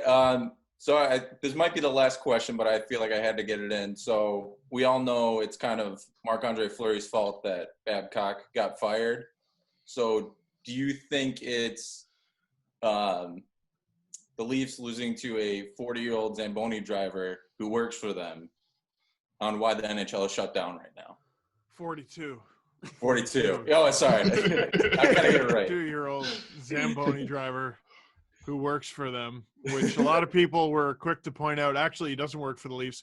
He works for their minor league affiliate. And I'm like, that's worse. What are you talking about? And it was either the night it happened or the day after it happened. The video I did of going friggin' bananas is going viral. And I guess my cousin saw it. Someone sent him. I know a video is going viral when people start sending the videos to my family members, which I think happened. And my cousin had to inform me that he actually plays Friday night beer league hockey with David Ayres, the 42-year-old Zamboni driver, because my cousin is nearly 42 years old. So that was fun. That was a great moment. Man, the season ending, or Pause. who knows? It might be resuming very soon with just the Coyotes, according to the news. It's the NHL collusion. It's it's something. It's very confusing, but man, that was so surreal. I was at Sportsnet shooting a video. When we started shooting the video, the news dropped about Rudy Gobert. By the time we had finished shooting the video, they had canceled the Utah Jazz game that night. By the time I got home, they had canceled the NBA season. And the next day, they canceled the NHL on my birthday. My wife got me Maple Leaf cookies, and I'm like, happy birthday to you. Yeah, hey, you know what? If there's no season, at least the Leafs can't lose to the Bruins again. You're right. They could look positively. Also, like everything that the Blues went through their first few years and how long it took them to win the cup, give them some extra time with it. Some extra time. As a Toronto fan, they don't deserve it. No. As a Toronto fan, it's actually great because I think the Yankees screwed it up, but the Blue Jays for a while were the last team to defend a championship twice, because they won the World Series, they won it again, and then the season got canceled in '94. So the Blue Jays were still reigning world champions. And they, well, you know, nothing quite has gone right since, but that's a tough sell for Chicago fans over here. So, but you know what? So I got to throw this one out too real quick, and then we'll end it. So on the podcast, you and Adam love to talk about how, you know, the NHL loves helping out Chicago. Oh. And there seems to be some a little, I won't say hatred, you know, towards Chicago. Come on, it's jealousy. You got to love Chicago, right? You got to love. No, you don't have to love anything. No, I mean, it's like cheering for Goliath. Like that's no fun. Chicago is going through a little bit of what Detroit's going through right now. And Chicago wasn't even that bad by the end of the season. But, you know, you do so well for so long that when you finally fall, there is a little bit of ha-ha. But my beef with Chicago has nothing to do with that or the fact that every single time they need to retool the team, they just call the Leafs and fleece them. It's more to do with, like, if we're having a conversation about how to make the NHL some money, it starts with putting the Chicago Blackhawks in an outdoor game. And I'm like, you know, there's other teams. There are other teams. But all the NHL is saying year after year after year is no one cares. No one cares. Like, all the NHL is saying is they're a 31-team, 7-team league. Like, you know what I mean? Like, there are 31 teams who are eligible for the Stanley Cup, and 6 or 7 teams eligible of anyone caring about. And congrats, Chicago's one of them, and that's great. Who are the biggest teams in the NHL? There's the Chicago Blackhawks. It's the original 6, basically. There's the Leafs. There's the not Leafs. People, like, in terms of fan bases, people love the Chicago Blackhawks. They love the Leafs and hate the Leafs. Yeah. There could also be the not Blackhawks. Yeah. At this point, The Penguins. The Penguins and but not like Crosby. Yeah. Crosby is a team. Anti-Marchands, I think, is a the good anti-Marchands and like the Sabres. Like that's the NHL. We just named the NHL. Isn't it just Buffalo? Buffalo just loves everybody, but like except for their own team. They'll watch every game if they could. They're like number 1 in like viewership like all the time, even though there's like nobody that lives there. I don't get it. They're everything about them has sucked for so long. They finally get some snazzy jerseys. They suck. Like I just the wrong names on the back. That is, how do you mess that up? How do you mess that up? Anyone who's ever organized like a bachelor party has not made that mistake. And the Buffalo Sabres made that mistake. Like legends for their team. It's unbelievable. Unbelievable. Oh, well, fantastic. To be fair, I think all Chicago fans are sick of Hawks outdoor games too every single year. We were just so happy that we didn't have the Winter Classic again this year. Weren't they like 1-7? We're not good at it. Terrible. We're not good at it. It's okay. Patrick Kane doesn't have a single point in any outdoor game. You're joking. He doesn't have single. He doesn't have a point in any outdoor game. What that's how we feel. Like, just what is so hard about a Penguins Oilers outdoor game and put it anywhere? Who cares? Put it absolutely anywhere. Who cares? I know it's the Oilers, but like it's McDavid. It's McDavid. Like, you're trying to sell the game. Stop going for the biggest markets. It's your number 4. Or like you guys, you're Americans. You can tell me. Hockey's probably not even number 4. If we're trying to grow. Oh, okay. Hockey's 4. Golf is up there. Yeah. So like, still got a ways to go to get on the podium. Even. Yeah. If you're trying to grow the game, who are your 2 best players? Sidney Crosby, Connor McDavid. Get them on national TV playing against each other. Yeah. If it's artificial anyway, do it. Do it that way. Yeah. I don't know. That's my opinion. Steve, thank you so much for coming on. We really appreciate it. You know, we're all big fans of you. So it's been a real honor talking with you. Definitely everybody check out you gotta be living under a rock if you don't know who Steve is or what his shows are. So definitely check him out on YouTube, check his podcast out, follow him on Twitter and all that good stuff. Steve, again, thank you so much for coming on. We really appreciate it. Yeah, no problem. I got 3 videos about the Blackhawks winning the cup, so go check those out. Or 3 videos about the Blackhawks getting a 5-0 lead on the Leafs, and then the Leafs come back to almost win, but they don't. Those are good. Those are good ones. Those are fun. Let me hear it. We could keep going for hours. We could keep. Austin Matthews' 2 most legendary celebrations they were ruined, and that was one of them. Because whatever. The Leafs won that game in overtime. Yeah, they did. It's okay. It's all right. Anyway, all right, bye. All right, thanks, Steve. Appreciate it. So today we are joined by a hometown hero. He is a 2015 Stanley Cup champion. Please welcome to the show, goaltender Scott Darling. Scott, how you doing, man? Doing good. Thanks for having me, fellas. Oh, thanks for coming on. How are you holding up with quarantine and all that?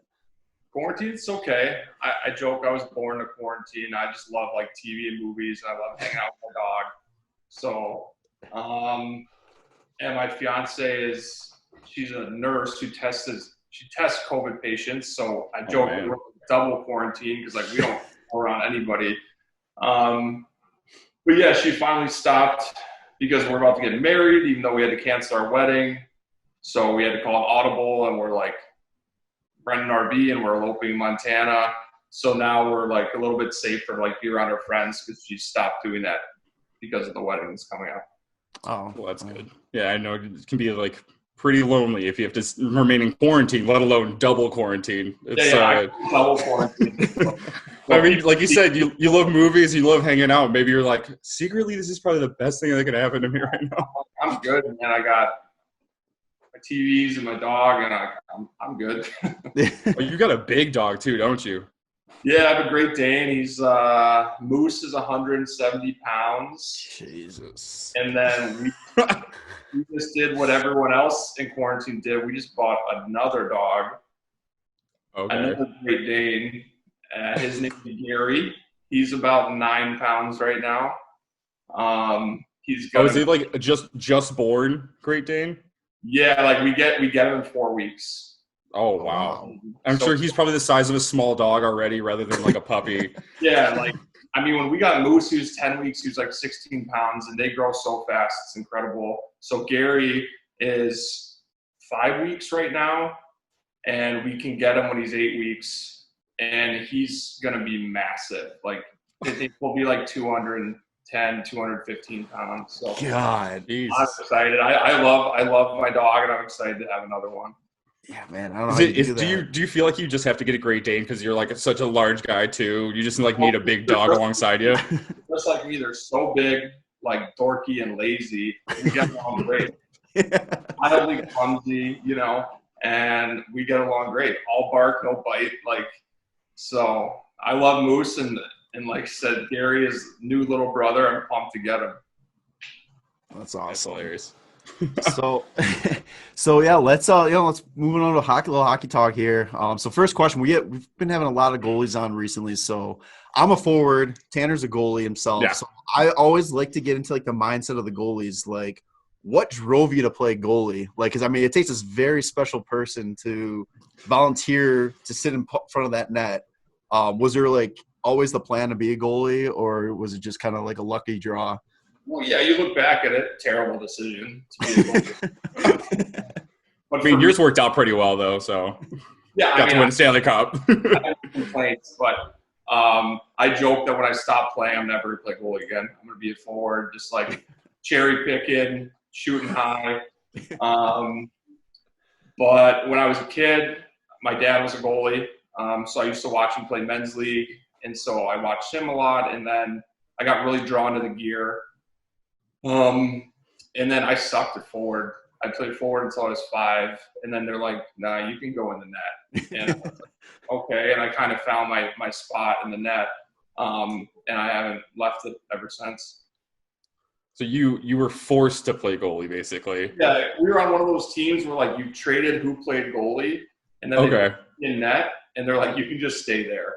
And you just had the team equipment, and you're like, "Well, this is mine now, apparently." Huh? Yeah. I can serve the team better at age 5, just sitting here like picking boogers. And you played in like the Chicagoland area, right? You played in the minor hockey here. I'm curious. 2nd grade, yeah. I'm curious if I ever played against you, because I'm also an '89, and I grew up playing on like the Chicago Blues. And like when I first started, it was on like the Eagles, and like then they folded and became the Chicago Blues, and then it was just like. I'm curious because like it said you played for the Huskies and you played for the Vikings. So I played for the Vikings in 2nd grade, but I played like my age group was like Mike AA or whatever it was. And the Huskies, I played up a year. And then TI and CYA, I played the 88 birth year. So I was probably like just like a year in front of you the whole time. Yeah, maybe. Yeah. It would have been so cool, though. I was kind of putting myself up. I was like, maybe I did play against him. That would have been amazing. Probably woke up on me one time. That'd be so cool. So did you kind of get looked at from like your time playing in Illinois? Because I mean, growing up, like the time like we all grew up playing Illinois hockey, it really wasn't where it's at now. It was kind of like almost like a joke around the country kind of thing. Like, was it here that you got recognized, or was it when you moved on somewhere else? No, I left early, man. I went to boarding school in 8th grade up in Saskatchewan. And then I came back for a year, played CYA my freshman year of high school. And then I got like drafted in the juniors. So I played junior B in the Quad Cities my sophomore year, played in the NAHL Mason City my junior year, started my senior year. and then Eastern Junior League in Albany, New York, my senior year, and that's where I got noticed when I was in New York, and that's where I got my scholarship, and that's the league I got drafted out of. Did you think that like when you got like noticed for the scholarship, were you like, well, this is just another step, like you can feel the wheels turning, like you were going to make it to the show? No. All right, super honest. I hadn't talked to like a single college team because I always wanted to play in the Midwest. I know Illinois doesn't have a team, but I'm a Badgers fan, a Michigan fan, North Dakota. I wanted to play somewhere around here, but I got noticed when I was out east. And so it all happened super fast. Like RPI talked to me, then Maine talked to me, then every school on the East Coast talked to me. Because in that league, you do like showcases every weekend. So like every team plays at one rink and all the scouts go to see them all play. So it's easier for the scouts. And at that time, Maine was the top team in the country with the history of goaltenders that they had. Ben Bishop was playing there, Jimmy Howard, all those guys. So it was kind of a no-brainer for me, and I committed there right away. And then at the end of that season is when I got drafted by Arizona. When what did you have that moment, that aha moment, like you're like, okay, I can really, make a career out of this, I can really take myself to that level? Or not until I was like 24. That's 24. Were you more like in the sense of just like how I would feel is just like, what the fuck is going on? Like this is pretty cool though. Like you read about it, but like my realistic, like tangible goal my whole life was D1 hockey. Like I wanted to play D1. And everybody wants to, and that was enough for me to strive for. And then, you get out, I only played 2 years in May. I didn't get signed by Phoenix. And then it's like, okay, well, I don't have a college degree, so I'm just going to keep trying to play hockey and like earn a living. And I did that, and like I just chipped away at it, and like it didn't become like a real thought of mine until I had a full season in the AHL with Milwaukee in 13-14. Then I was like, because I started to watch my teammates go up, and like watch guys come back and like who just played in NHL. I'm like, oh, we're all on the same ice. Like this is possible. I was always worried about going back down. Yeah. And I had a good season, and that's when it like came real for me. Like I was like, this could happen, and that's when I signed with the Hawks after that season. So yeah, you had that unreal season with Milwaukee. Like you were talking about 13-6-2 with like a .933 save percentage. So going into the stats pulled up in front of you or something. Yeah, I don't know. Going into that off season, was there like rumblings that you had a shot at an NHL contract, or was it kind of like a surprise when the Hawks gave you that call? I mean, it was a surprise that the Hawks did. I had offers from about 4 other teams. And I was like in the Nashville system playing for Milwaukee, so I was hoping Nashville would sign me, and they didn't offer me.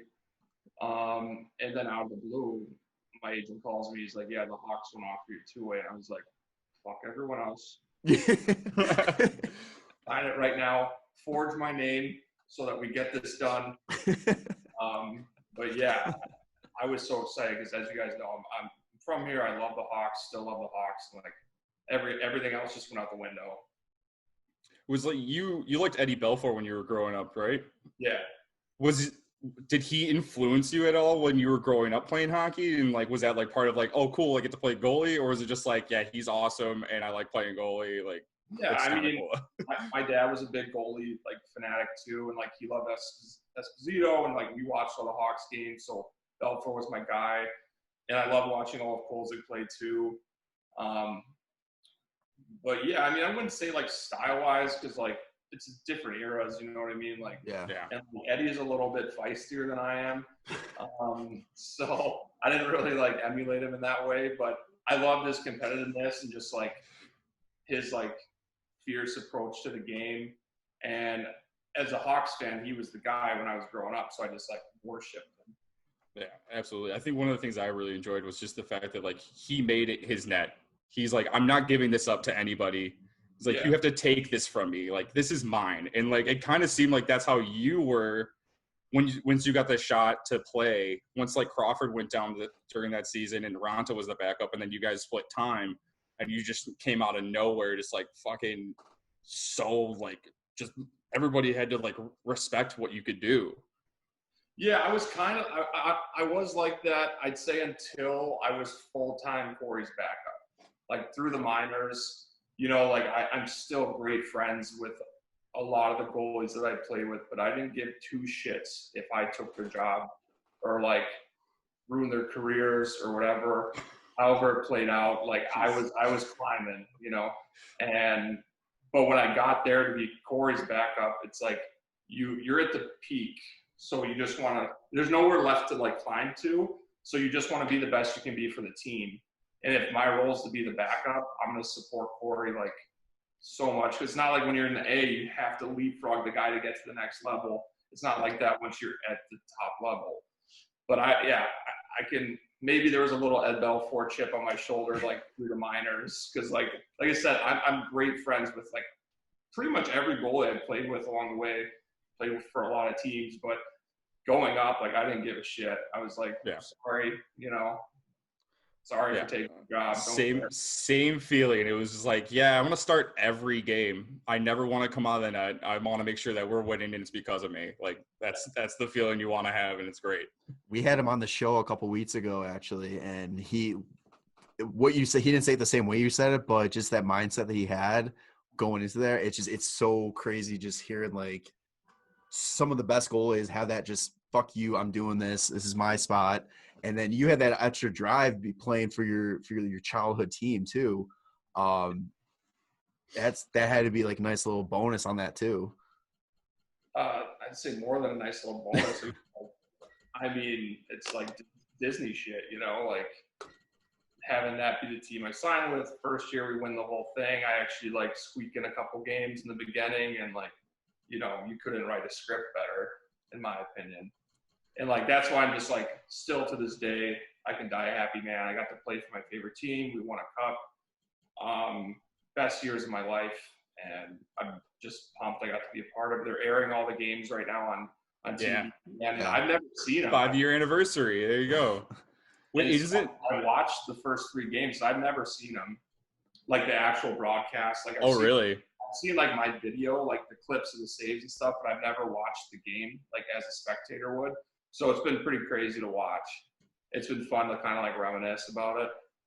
Is that what you're kind of spending your time doing now that you have like all the time in the world, just kind of going back and reminiscing on the championship days right now? Yeah, I turn off whatever show I'm binging for 2 hours every night to reminisce about the glory days.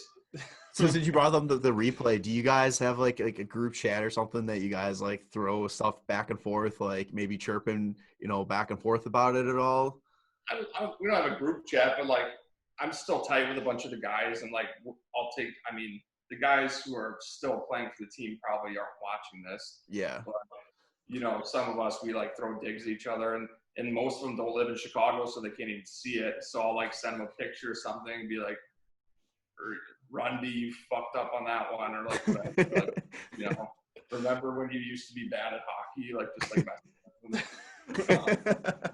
But yeah, no one else can see it because it's only on the Chicago broadcast. Yeah, it's on the Comcast. Isn't today's the 5th anniversary of the parade, isn't it? Yeah. Yeah. What was that like for you? It was a decent day. Yeah, it was super cool, and for me, it's, you know, a little extra cool because, again, Hawks fan. You know, my family got to come on the bus with us and like have the experience, and my entire family was at the parade as a fan.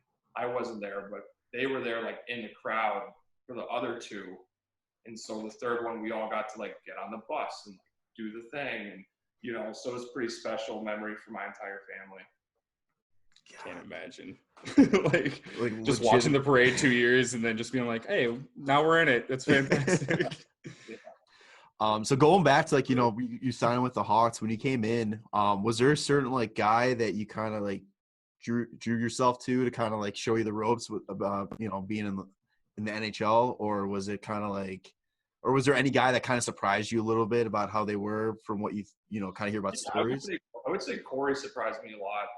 Because he comes off to the fan as like very dry and quiet, you know, like when he does his interviews, but he's like the nicest guy in the world and like very caring. Like even my first training camp, like he knew I was scared shitless. Just like, you know, everyone did. I tried to play it cool, but you know, so he like took me under his wing, and like even though I wasn't supposed to be his backup, like I knew I was going to Rockford. And then Michael Late was there too, and he kind of took me under his wing when we were in Rockford, because he'd been playing pro for 12, 13 years at that point. But yeah, once I got up with Crow, like no better mentor. Like he was awesome. Like, and he has a great like mental aspect to the game. Cause like me, I'm kind of high strung about playing, and like I get stressed out, and like it can affect how you play, how you sleep, how you prepare. And he's like the opposite, and that's why he's so good. So that kind of rubbed off on me, and we had just a great working relationship the whole time I was there. How did that, like, you know, really affect you though, that playoff series when you kind of, you took the crease from him, and then you go on and do just great. You made records, you know, longest like relief appearance without a goal, most saves without a goal, relief appearance. And was he watch the one that airs tonight and let me know how you feel about it. Like, get about 15 minutes. No, it was weird for me to like step in front of like one of my heroes, you know? Yeah. And so for, if anything, I was more insecure that he was going to like be mad at me, and like, you know, but he handled it great. And, you know, when he took the net back, he killed it. And obviously we all know the outcome. So for me, I was just happy that I contributed. Like, you know, it's still my like claim to fame in Chicago. It's like when people see me, they're like, "Oh, Nashville." Like, I know. And like, it's 5 years later. It's been happening for 5 years. Like, yeah. So I think that toe save you had in Game 1 was probably one of the most iconic saves of that entire year. Let alone like I think the decade maybe for like the Hawks playoffs, which is just insane. I remember watching that and just being like, "What the fuck? How'd that happen?" Like. I remember the next year when we were playing the Preds, and I'm friends with Carter Hutton, and he was doing like his goalie like warm up before they had their practice, and he saw me standing on the bench, and he just like mimicked it, you know. I was like, "Oh, that's cool. Their goalie remembers that save." Oh, that's funny. But yeah, I mean, that's for me. That's like, you know. Other than like winning and being part of that team, like that, like one save, it's like my peak of my career. So of your goaltending. Yeah. Was there anybody on that Nashville team that was on the Milwaukee Admirals with you the year previous that you were like? Philip, no? Him and I lived in a hotel room together the entire season the year before. Oh shit! Oh yeah. So we're great friends, still are friends. He scored a hat trick on me in Game 5, and he'll never let me forget it. So many guys like Cal Yarncroc, Colton Sissons. There was like 6 or 7 guys on that team that I played with the year before. So it was kind of fun, like competitive in that way. Yeah, like get to talk a little shit to people you know, like pretty well. Yeah, and then kind of, you know, like peacock a little bit when you're going through the handshake. Well, Could you show him your ring when you were all done? No. Just a little group chat, like just photo, send it right over to the Nashville guys. Oh, it's fantastic though. Oh. So what was it? I mean, clearly it's all crazy, but like, what's it like being called up and then Coach Q giving you the green light to go in net, and you're like, "Oh shit! All right, here we go." Like for that game? Oh no, I'm just talking about during the season, before even the playoffs happened. Oh yeah, I mean, I wish I was wearing a diaper when he told me that. Because like he had just played a game and we were getting on the plane for a back-to-back. So you have to walk by the coaches to go back to like where we sit. And he just, you know, in a classic Q voice, he's like, "You're going. You're going." I was like, I just kept walking, and everyone saw me. Deer in the headlights, and I just like went back to my seat and just like sweat the rest of the flight. And I was like, "Oh my god, I'm actually gonna play tomorrow." We were flying back. I forget where we played the night before, but we were flying back, to play that first game against Ottawa. And yeah, I was like, I couldn't sleep. I was a wreck the whole time. And I like told the important people in my life that I was going to play tomorrow. Then I just turned my phone off. Just too many texts to be fluttering in. Well, once they announced it, it's like everyone I've ever known from Chicago and like all my friends are going to like be texting me. So I told everyone important that I was like, I'll see you after the game. Turn the phone off. Did you get to bring any family out to Ottawa for that game? It was at home. It was at home. Okay, that's why. All right. Yeah. So some family get to come out and see the game for you. Yeah, they all came. That's awesome. So, yeah, it was a night I'll never forget. So, I mean, with that game too, I mean, you've had a lot of like first and accomplishments, you know, with playing that. I have some weird records. Yeah. So playing that, by playing in that game, you're the first SPHL player to ever play in the NHL. Sure. So, like, do you take any pride in that? Like, I mean, it's got personally, that's got to feel good. Yeah, I mean, now I'm the poster boy for the SPHL, so that's good. I just get any checks for that, but whatever. But yeah, I mean, it's cool. The story's cool, you know, like the way it all worked out, even to this day, like I wouldn't change a thing. I loved my journey, like playing the minors, playing all these different places. Like I've met so many people, so many great teammates, so many people I'm friends with to this day that I might have played 30 games with in Wheeling or played 10 games with for this team, like whatever it is. If it didn't work out the way it did, I might not be saying that, but it did. So I'm like, I wouldn't change a thing. But yeah, and then like first goalie to win their home debut since Belfour. Cool. Okay. Good company. Only time 2 Chicagoland goaltenders have squared off at the UC, me and Craig Anderson, my first game.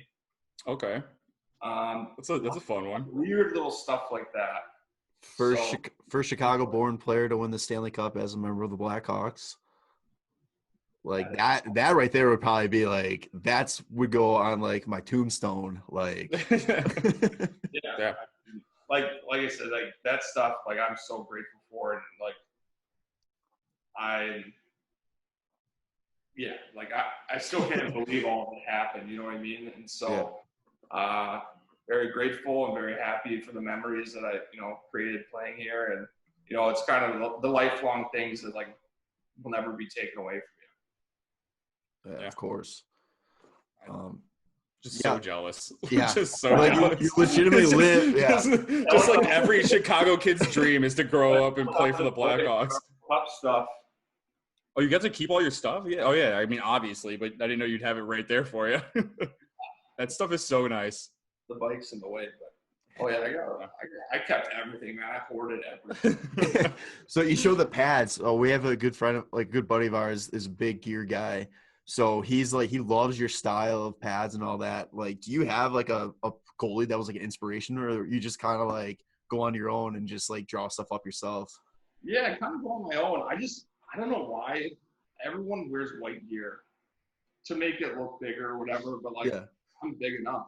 So I take pride in like creating different like pads, and I like dark colors and like stuff like that, and I've always taken pride in making the mask. Like I have every mask I ever had like here in my basement. And then the equipment company that I work with, Brian's like the guy who does the gear is like ultra creative, so we never got a hard time like making something unique. Just spitting ideas off of each other. Yeah. And I mean, as a gear whore, like I am, that was one of the best parts about the NHL. Like when I was with the Blackhawks, like no limits. I could get new pads every month if I wanted to. Like you get new helmets every month, like whatever. Because the Blackhawks do it right, man. Like first class, everything. So yeah, I had to like tone it back because I was like, I would get new pads every week. Yeah, get some home, get some away pads. Maybe if there's a third ever, like just get some thirds. Just switching it up, I literally had to sell because, like I said, I kept all my gear, all my helmets for probably the last 8 years, maybe. I literally had to get rid of it recently because I just didn't have enough room for it in my house. I was gonna say it probably fills up your man cave there. Yes, I kept a lot of pads, and they lined like the walls on the bottom. But I gave them all to my buddy. I gave him like, my buddy Carp. I gave him like 5 sets of pads and like 50 pairs of gloves, and I was like, take these and you can sell them, whatever, to get them out of my house. So like, I don't have room for this stuff anymore. I saw him post on like the goalie like union page on Facebook, and I'm like, yeah, he's got the good hookup there. Not too shabby. Did you have game worn stuff? You got a favorite set of pads? Like I know personally, my favorite was like the sock design, like just so simple, but it like those are nice, so good. With the Hawks, I like the red and white sock graphic. I mean, my favorite all time is my USA one. Yeah, those are. Like I said, I don't know if you see, I got my new hobby in the way of this piano. That's all my USA stuff. Oh, yeah, that's nice. You see the Whalers pads there. Yeah, of course. So yeah, that's probably my favorite set of all time is the USA stuff, and obviously the championship stuff was like. Yeah, the United States flag does itself or lends itself very well to making some nice pads. Yeah. Stars and stripes, oof, so nice. Yeah. So speaking of Team USA, how was it playing for that World Championship in 2018? That was so much fun. I'm a huge patriot. Like my dad was in the Army. Like grew up, always wanted to play for Team USA. As you can see, I'm still cutting the cords. Yeah.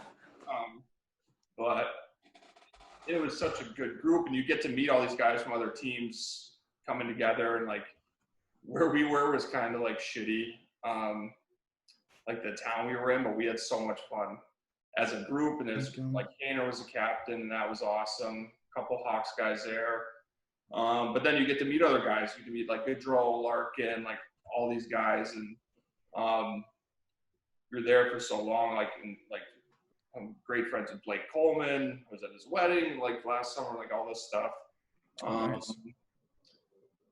But it was just the experience, and representing your country was really cool for me. And then I'm a big travel junkie too, so it was fun to go to Denmark. And then you're allowed to bring your fiance or wife over, so she came over and we stuck around, did a Euro tour after. So overall, I mean, it was one of the best experiences I've ever had.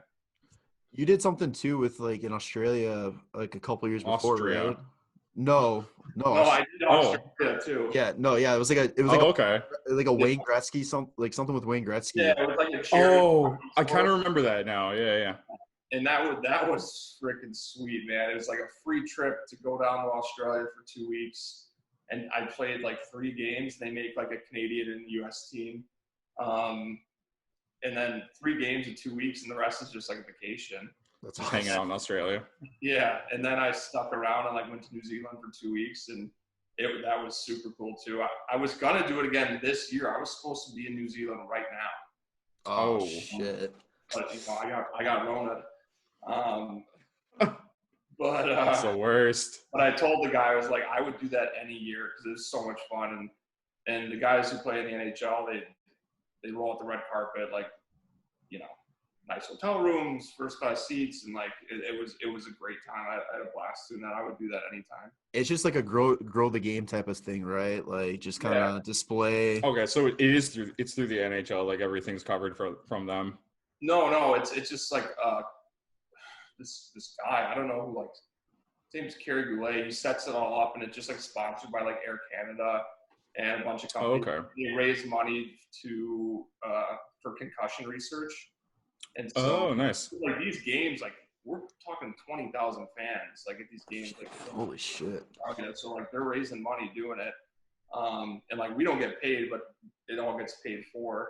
So it's kind of a sick trade-off if you like to travel, just go down and see somewhere cool. Like I said, we were supposed to do 4 games just in New Zealand this year. I would have been there right now, but obviously the state of the world. Yeah. Man, speaking of let's just talk about it. Speaking of the state of the world, how are you? How was everything when it stopped for you? It just seemed so surreal, right? Yeah. And I always tell people I'm like extra over it because where I was playing this year in Austria, we were 20 minutes from northern Italy, which is where it popped off in January. So I've been dealing with shit forever. Oh yeah, basically all of 2020 then. Yeah. Well, legit, because I got home on March 4th, and then that's right when everyone started panicking here. And so I'm like, I've been dealing with this shit for and now, 6 months into the Rona, and I'm just like, and plus, like I said, my fiance's a COVID nurse, and it's like, fuck, go away, like, it's been half a year. What? Just need to redo it. What was your your experience in Austria before that? How was it? Like good times or? Yeah, it was awesome. Austria is like a hidden gem, man. It's like one of the most beautiful countries that people don't really think of when they think about traveling. Like I lived like in the valley of the Austrian Alps. Like it was awesome. I mean, my team was good, but we had like major injury issues with our imports. So like my first 20 games, like 8 of our imports were hurt, and we just got shit kicked every night. So that wasn't fun. So the hockey part wasn't ideal, but the guys were great. Made a lot of friends, but just like have an off day, I'm going to go down to Italy for lunch, or have an off day, I'm going to drive up to Germany for lunch. Like we were in a pretty cool location where you could take day trips to 3 different countries. That's awesome. And then in the league, you're playing the Czech Republic, you're playing in Hungary. So you get to see all this stuff. And like I said, I'm a travel nerd. So it was cool. It's pretty awesome. Did you end up like renting a place, or did they have a place set up for you? No, they had an apartment for me. They give you a car. Oh, nice. I learned how to drive stick, which as a 30-year-old, I maybe should have known how to do that. I don't know how to do it. I'm 30 as well, so. So I learned how to drive stick, ate a lot of schnitzel. It was fun. It was super unique. Like, but it is funny. Like, the hockey part too. Like, you're traveling day up to a game. So like, you're leaving at 9 a.m. You're riding the bus for 7 hours. You're getting off and playing a game. Like, that was new. Yeah. So in the U.S., you always show up the night before. And then you get on the bus after the game, drive 7 hours back. You're home at 5 a.m. It's like, and they're a little more diehard. Like, we didn't really have like that many days off. Like in the U.S., there are rules. You have to have X amount of days off a month, stuff like that. But overall, it was great. I'm not planning on going back, but I'm very happy I went. Nice. Do you have any plans for what you're gonna do? Are you gonna maybe try and do something else in Europe? Or are you gonna try and stay here? Maybe do something. Ideally, I want to stay here because I'm getting married. I'm getting another dog, and like I said, being home has been great. I love Chicago. We bought our place a year and a half ago, and like finally finished like renovations and stuff like that. And it's just nice to be home. So ideally, I'm going to stay here, but because of the state of the world, they're worried about other stuff right now. They're not worried about signing a goalie. Yeah. And so I have a few offers in Europe right now that I'm saying no to. And then if nothing comes up good here, I'll probably do the same thing and go overseas in like November, like I did last year. Kind of hold out a little bit. Yeah. That's good. Speaking of like how things are going here, what is your opinion of this whole 24 team absolute mayhem that potentially is going to happen? Like, have they even finalized the voting for the players and stuff? No, I don't think so. Yeah, and they haven't named the cities, right? No, they haven't. I've heard it's Vegas and Edmonton. Those are like, I think, the front runners right now. I think they're waiting to see if Canada's going to allow it, because Canada, I don't even think has gone to their phase 2 yet. Yeah, their borders are. Yeah, so I think that's going to be iffy there, but I think Vegas is a for sure if it happens. If one country would let it slide, though, it would be Canada let the hockey boys in. Yeah, right. But yeah, I mean, I hope they can do it. It's like, I miss watching, and the format's crazy, but it's crazy times. They're doing the best they can to like figure out a way to finish the season. You don't want like an empty square on the Stanley Cup, so. I'm happy the Hawks squeaked in. Yeah. It's insane. Yeah. So Yeah, I mean, I hope they can figure it out. From what I know, that people are getting too excited because the players haven't even agreed to do it yet. So I told my agent if they need any scab players, like, give me a call. Hey, I'll suit up. I don't care. I'll just go open the door, like pass out some water bottles. It's fine. Like, that's what I did. All about it. Years. It's the best job ever. Oh, I love it, man. Who did you have I mean, I'm assuming you were following the NHL while you were over in Austria, yeah? A little bit. A little bit. Did you have any like team that was probably going to be like you think is going to be the favorite to win it all? I mean, Tampa, they're always the favorite though. Like, yeah. I don't know. I think the Corona might have helped the Hawks. Yeah, they got some guys that aren't hurt anymore. Pull through here, like, you know, I don't know. I was talking to my buddy about it the other day. I was like, I wouldn't be surprised if they went on a run and just, you know, took it all. You know firsthand, playoff Kane, Taves, Crawford, those are guys you don't take lightly. Like, it's a completely season who won the Stanley Cup. Yeah. Like, so Kane's walking in a fifth third with what looks like the playoff mullet again. Like, I mean, the rest of the league's got to be scared a little bit. I know. I never sleep on the Hawks. I love the fact that they switched it from a best of 3 to a best of 5 just because, like, Pittsburgh was afraid of Carey Price and Edmonton's a little bit scared of playoff Kane, and you're just like, feels good. Well, you need to go 5, man. It's like a goalie gets hot for just 2 games. It's like, it's over. Crow throws 2 shutouts. It's over. It doesn't matter how he plays. Like, 5 games is a little bit harder, but best of 3, I don't know. One player could, like, win that series. Absolutely. It's going to be an exciting time to watch, and I hope it happens sooner than later, or just happens at all, really. Yeah, me too. I'm a sports. Yeah. I need this to work, and if the NFL doesn't come back, I'm gonna die.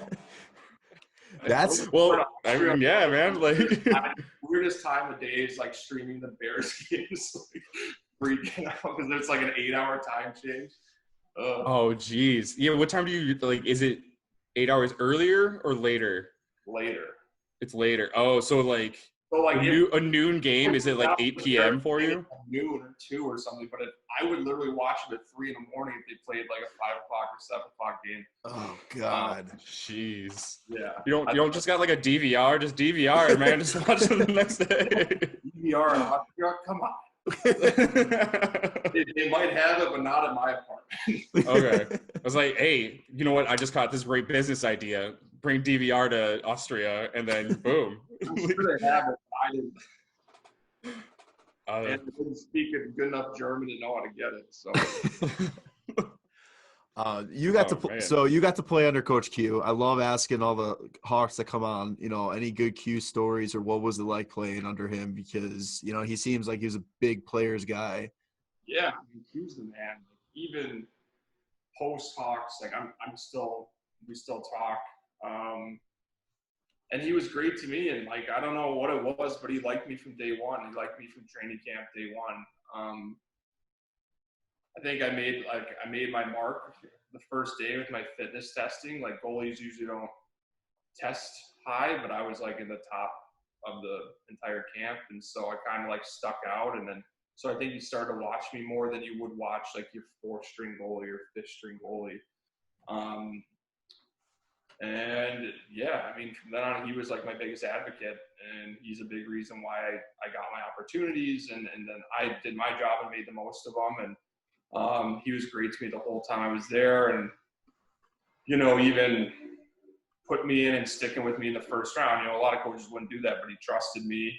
And then after we win, 10 minutes after we win, he comes up to me and tells me, like, don't forget, you know, this is like, you helped us do this, and just stuff like that you'll never forget. And then just like the shitty, like the funny stuff, like calls you into the office, he's like chewing on a cigar, and he's like, end of the year meetings, he's like, Daryl's had no problems with you this season. Okay, see you next year. Cool. I have no problems with you either, Coach. Thanks. Better than the opposite. So, But yeah, I mean, even just little stuff like last year, I needed help kind of deciding where I was going to play, and I'm texting with him, and he's helping me, communicate with people who are overseas and stuff like that. So he's just a great guy. He's always great to me, and we had a great relationship.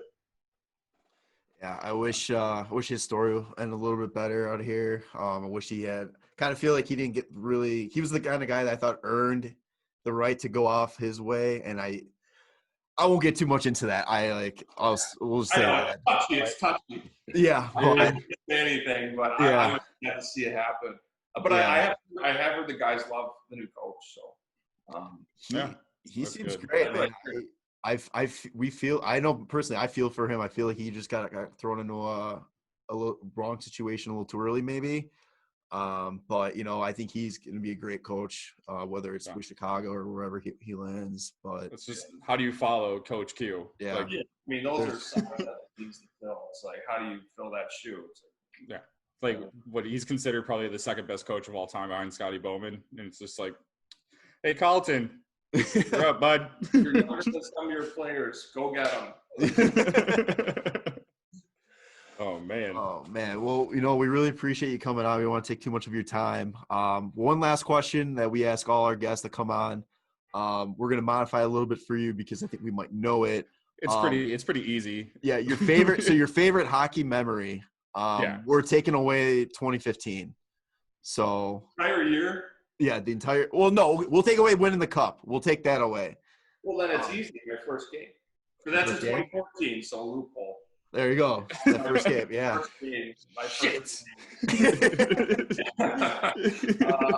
My first game and winning are easily my two. And I mean, I have little ones too. Like my first shutout was in Madison Square Garden. Like that was super cool. Yeah, I'd say those are like my top three. But yeah, the first game would be my number one, other than winning the cup. Oh yeah. I got a random question actually. It just popped in my head because I was just thinking about it. When you were a kid and you first started playing goalie, because this is kind of the thing that I also thought about too, was there ever a time where you made a save and you're like, holy shit, I fucking nailed it, and it's just like all clicked from there? No. No? It's just, yeah, never mind. I wasn't that good, man. I wasn't that good until I hit my growth spurt and I got even worse. And I wouldn't say like one thing that clicked, but like one day when I was my senior year of high school, like one day my coordination came back. Because I grew very, very tall, very fast. I grew like 9 inches in like less than a year. Oh, wow. And, I was like Bambi on the ice, man. I was so bad. And then I would say that one day, like my coordination came back and then my career just like took off. And I'd say that was kind of maybe comparable. It's not a save, but like when that happened. Yeah. But it's like, it's the moment in time where you're like, it all kind of clicked back together and you're like, oh shit, yeah, let's fucking go. Like, I'm good at this. Yeah. Well, Scott, thank you so much for coming on. We really appreciate it. We're big fans, so it means a lot to get a chance to talk to you a little bit. Maybe we get you on again with get Cody on here too. We'll go back. Oh yeah, get Carp on here. Oh, I'm bored. I'll do anything. Yeah. Hey, maybe we get some like solid details on what the playoffs are going to happen. We get a little prediction run going. Like, let's get it. That'd be fucking awesome. All right. Well, thank you so much again, Scott. Stay safe with everything, and we'll look forward to seeing you back on the ice. All right. Well, thanks for having me, guys. I appreciate it, Scott.